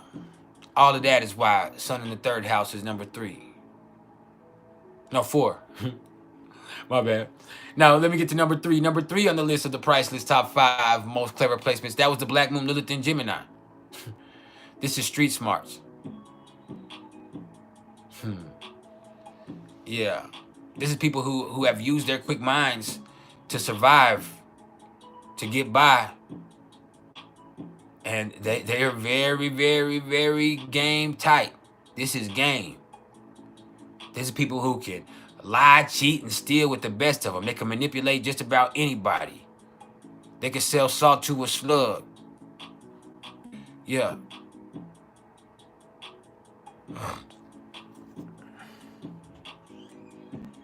It is what it is.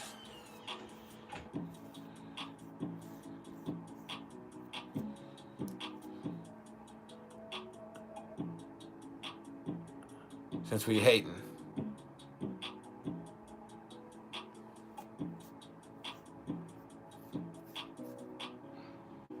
You just lost your blue. Since we hating and in our feelings, you just lost your blue.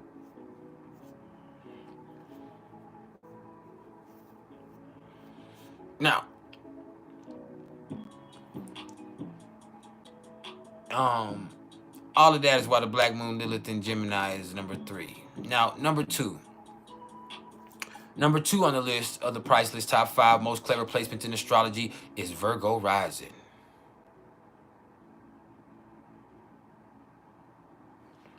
Because Virgo risings are sharp. They have Scorpio ruling their 3rd house. And that makes them ultimately aware and deeply perceptive of all cues. I'm talking all cues. Spoken and unspoken. They pick up on everything. They always got that peevish probing going on behind the scenes.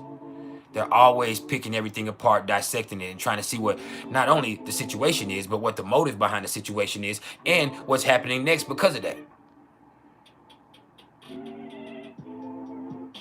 Oh, yeah. This is employable intelligence. Yeah. This is somebody who sees being on point as a way of being. That's the truth. Are you on point? And then that brings us to number 1. Number 1 on the list of the price list, top 5 most clever placements in astrology. Mercury at home in Gemini. Yeah. And Mercury in Gemini is just witty. This is the epitome of cleverness. This is a way with words. This is a love for words. This is somebody who's highly adaptable to their environment. This is somebody who's quicker on their toes than everybody else. They can switch it up just like that. Just like that.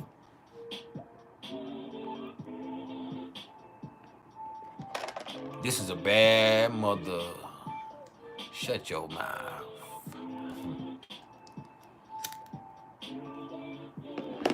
And that is the PrIcElEs top 5 most clever placements in astrology. For real. Now, we're going to be here for 15 more minutes. Does anybody have any questions? I got to go in 15 minutes. So if you have anything that you need to get out of your system, let's get it out. If you have any questions before we go, let's get them out. But make sure you're respectful of me.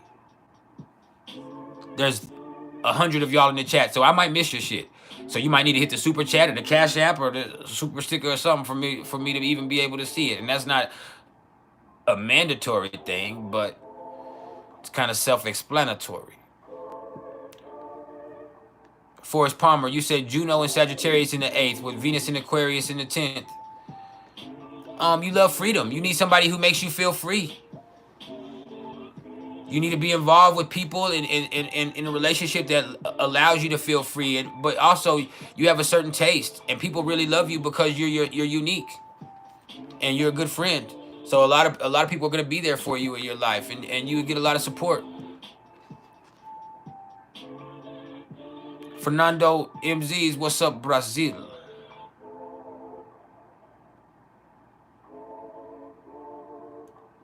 Every sign is unique. Exactly. Well, I mean, what's your point there? Venus in Cancer. Is it impossible to show them enough love? You have Venus and Mars there. They need a lot of reassurance, and they need a lot of affection, and not everybody does. And if you give them that, you make them feel like they're loved, they're going to make you feel special. They're going to nurture you, or you're going to nurture people. So, yeah.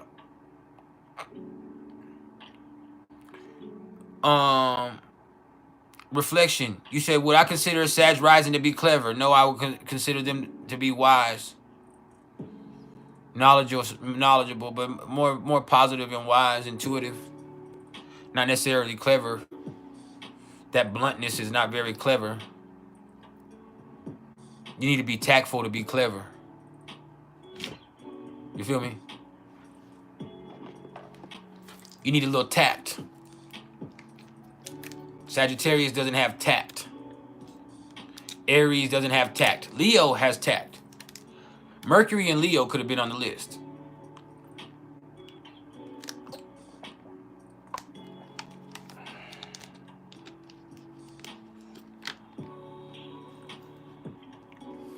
Most definitely. Gemini has tact, yes. Double A, you said Venus in the 12th house. Is that considered exalted? Yes. It means you eventually, after a lot of heartbreak and a lot of hard lessons learned, you'll eventually get what you want. But you just want something that doesn't need a definition anyway. Like what you want in love doesn't need a definition. And a lot of people don't understand that. Like, you don't need your relationship with somebody to be defined. You just need them to know that y'all have that connection and y'all are there for each other and y'all love each other.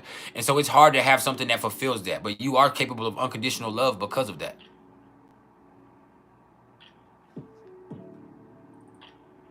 That's Venus in the 12th house. It doesn't have to be something that's a specific definition. It's about something being about the vibe between y'all, the feeling between y'all, and that doesn't need a title. It just needs the love, the connection. So that's something in its own right.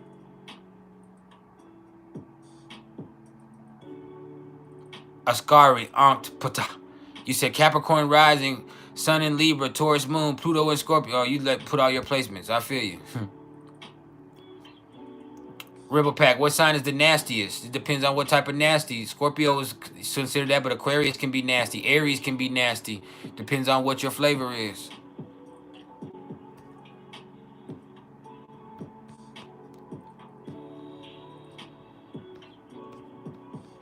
You have a blessed life, Jacob Harper.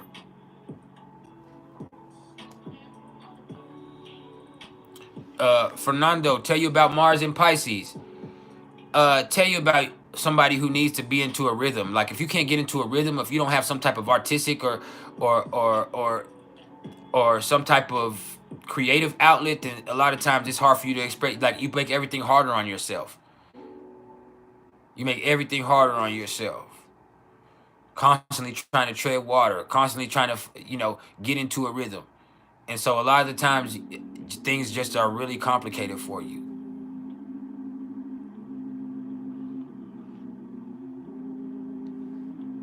Said it's fucked up.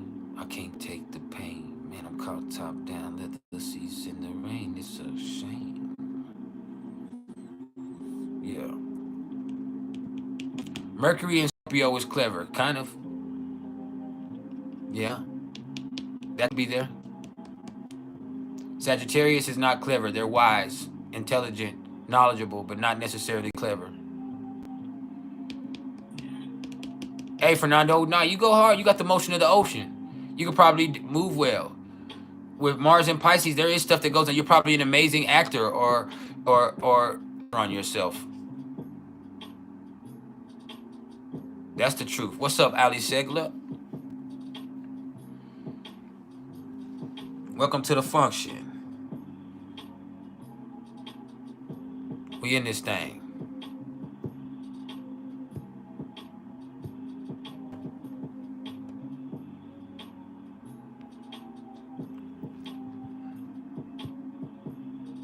Yeah. Said I'm fucked up. I can't take the pain. Now caught top down. Let the seats in the rain. It's a shame. Go Mills. It's not yours, buddy.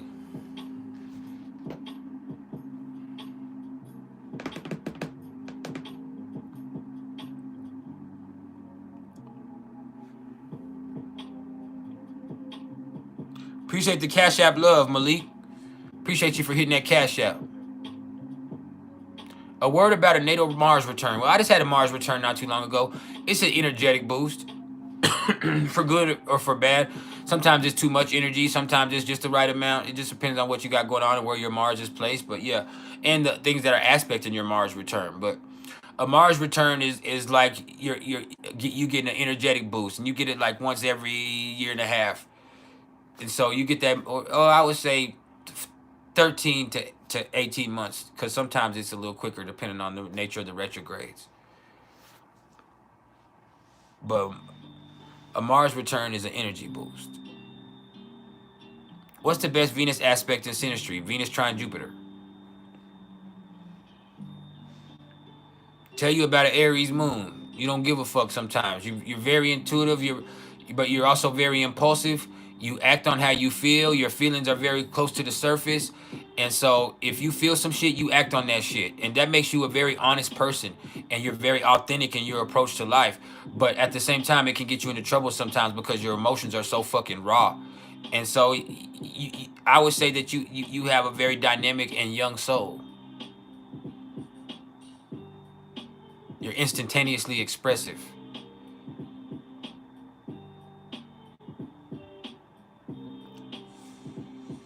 Yeah.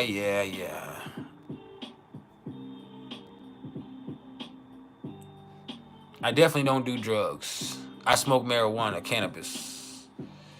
My sister died from fentanyl. I don't play like that. Somebody dismiss this clown, please.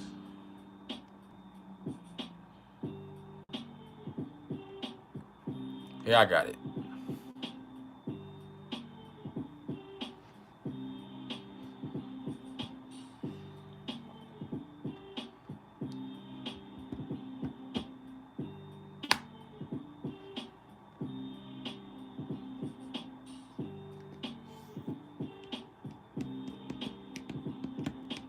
Appreciate it, Charmaine Page. We're fixing to go in 5 minutes, y'all. You better get these questions out the way. I'm leaving in 5 minutes.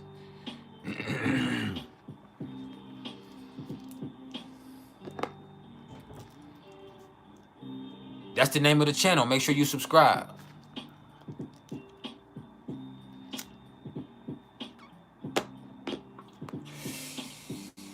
It's all gravy, you know. Things happen.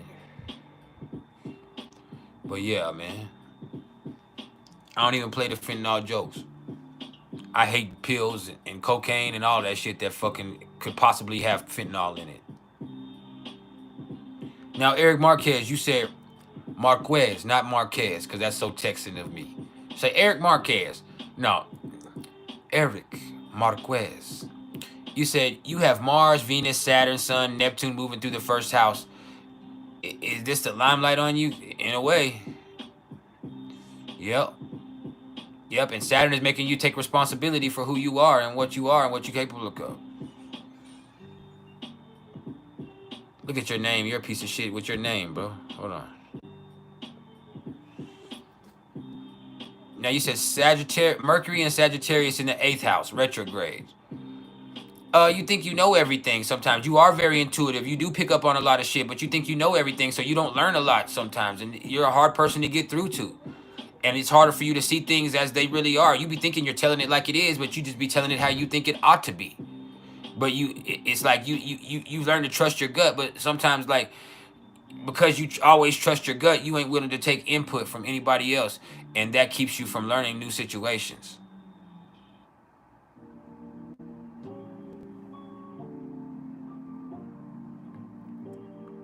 What's up, HM? What's up, Chester Orgeron? We got 3 minutes to go. I'm just letting you know we gotta go. We finna be out.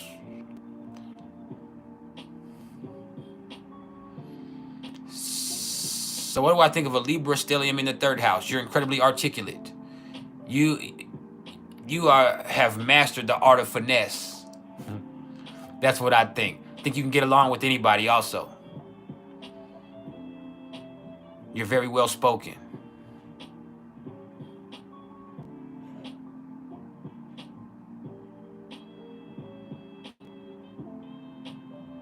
Anthony Garcia, you said, can I tell you about Pisces Sun in the 10th house? Oh, man. Well, first of all, you're an achievement-oriented person, and you have a multitude of talents, divine skills. And like, you could be an amazing musician if you wanted to. You could be an amazing artist or actor. You could be in some type of capacity of healing people in some way or inspiring some people in some way. But really, you're always underestimated. With Pisces there in the 10th house, even with the sun, you're always underestimated, but you always end up surprising everybody at how amazing you are with whatever it is. And so you always kind of get a leg up in life, and you have this special shit to you. Yeah.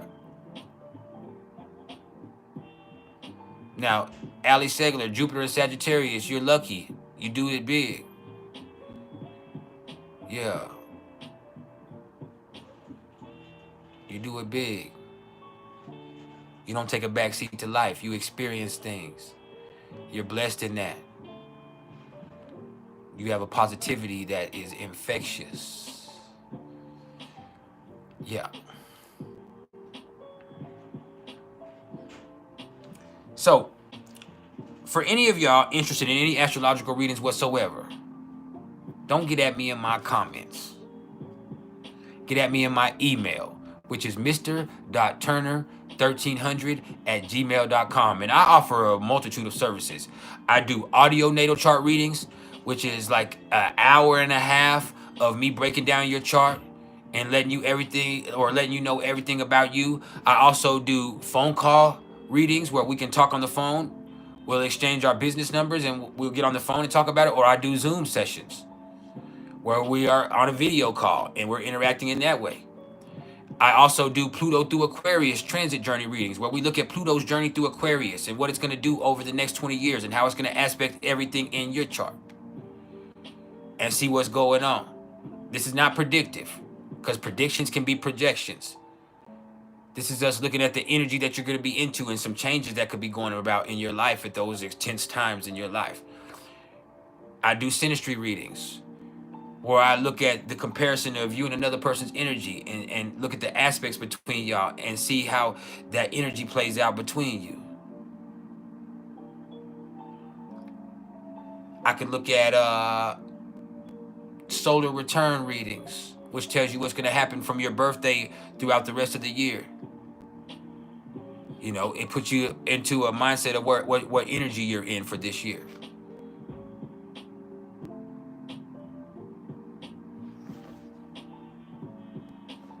So yeah, you fucking with the best. I love y'all.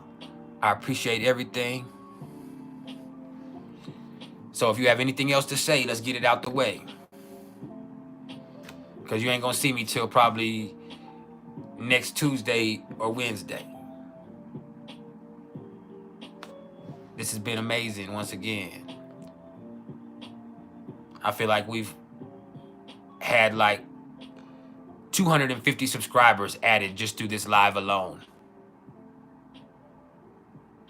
I'm sure we did well over 10,000 views just in the 3 hours that we've been here. 10 to 15,000 people have been through this live, whether you realize that or not. So I want to be grateful for the haters, the trolls, the supporters, and everybody that's been here and we shared in this experience. This is what we do. This is the Vibe Tribe. Every time we go live, it's live like this, for real. You're going to leave with some knowledge. You're going to leave with some with some motherfucking positivity pumped into you. And I pump it deep. Open your motherfucking soul, Mr. J. Smokey the Bird. Shamika. Your name is Shermika. Don't disrespect yourself. We're a Vibe Tribe. I'll say it one more time before we go. This is the Vibe Tribe. We're here to raise the vibration with this knowledge and information. It might not be for you. You might not be able to handle it. If you come in on some troll shit, you're just exposing yourself. Because then me or one of my constituents are going to ban you. I'm talking exiled. This is a tribe.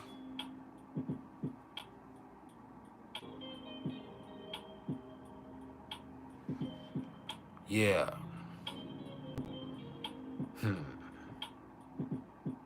This is what it is. This is a beautiful experience. Esoteric Soul G. I appreciate you coming. Cash TV said I'm going back to jail. Maybe so.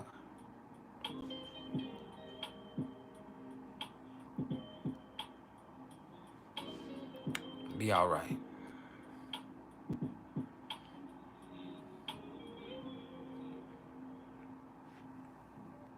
Let me fix this real fast. Let me help Ali. Esoteric. Esoteric Soul G, you are part of the PrIcElEs family, fam.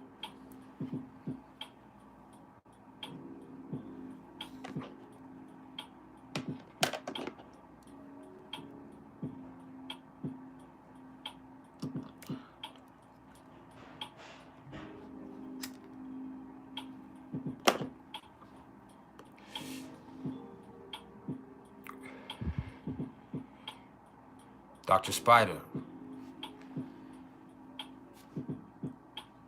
Your mama sat on my face and it ain't never been right since.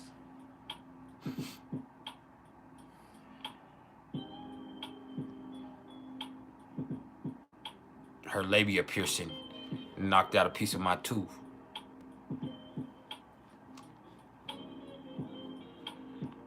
We just vibing.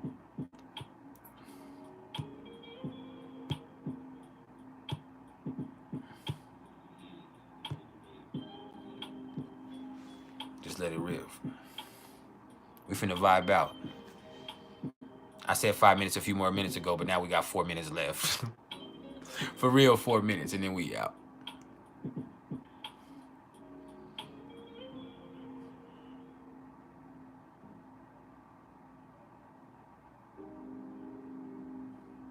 Yeah.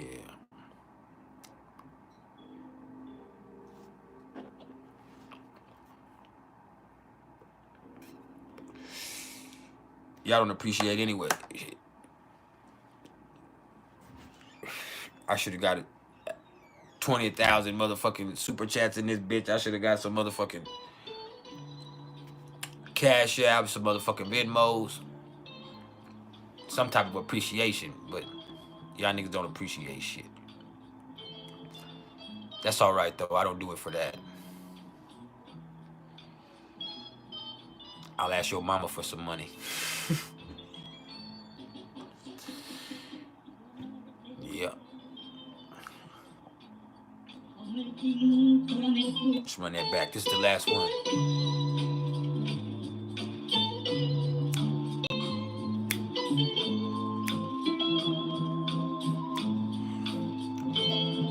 Oh yeah, I'm high.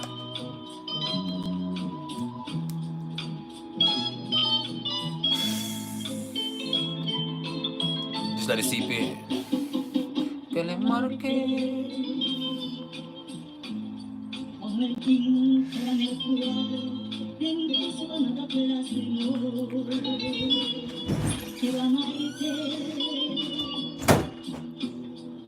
embrujo de tus ojos, grabarlo en mi corazón.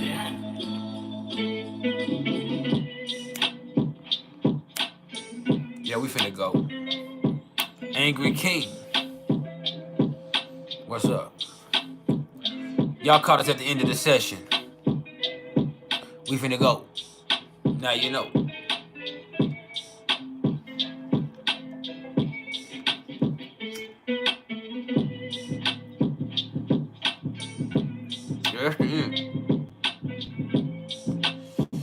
We've been here for over 3 hours, 3.5 hours. 3 hours and 37 minutes. I must bid you farewell. We've been here for 217 minutes total. It's been a marathon. Bless you, my fam. Pimp Reboot. Welcome to the Vibe Tribe. You are now a part of the PrIcElEs family. Project or protect your peace. I love you. Appreciate the motherfucking super chat. That's love.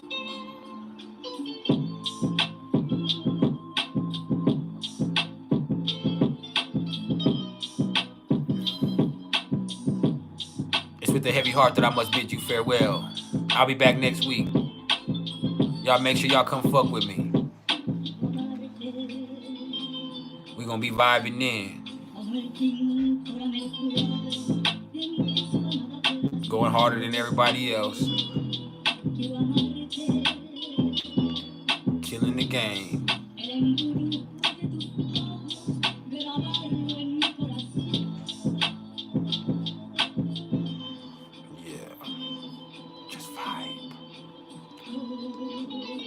All right, Reflection. I appreciate everything. All of the moderators. I want to thank y'all for keeping everything going today. I appreciate your patience. Y'all already know I love you. We're going to come even harder next week. We're going to come back with some more teachable Thursdays or teachable moments on Thursdays and some more different themes too.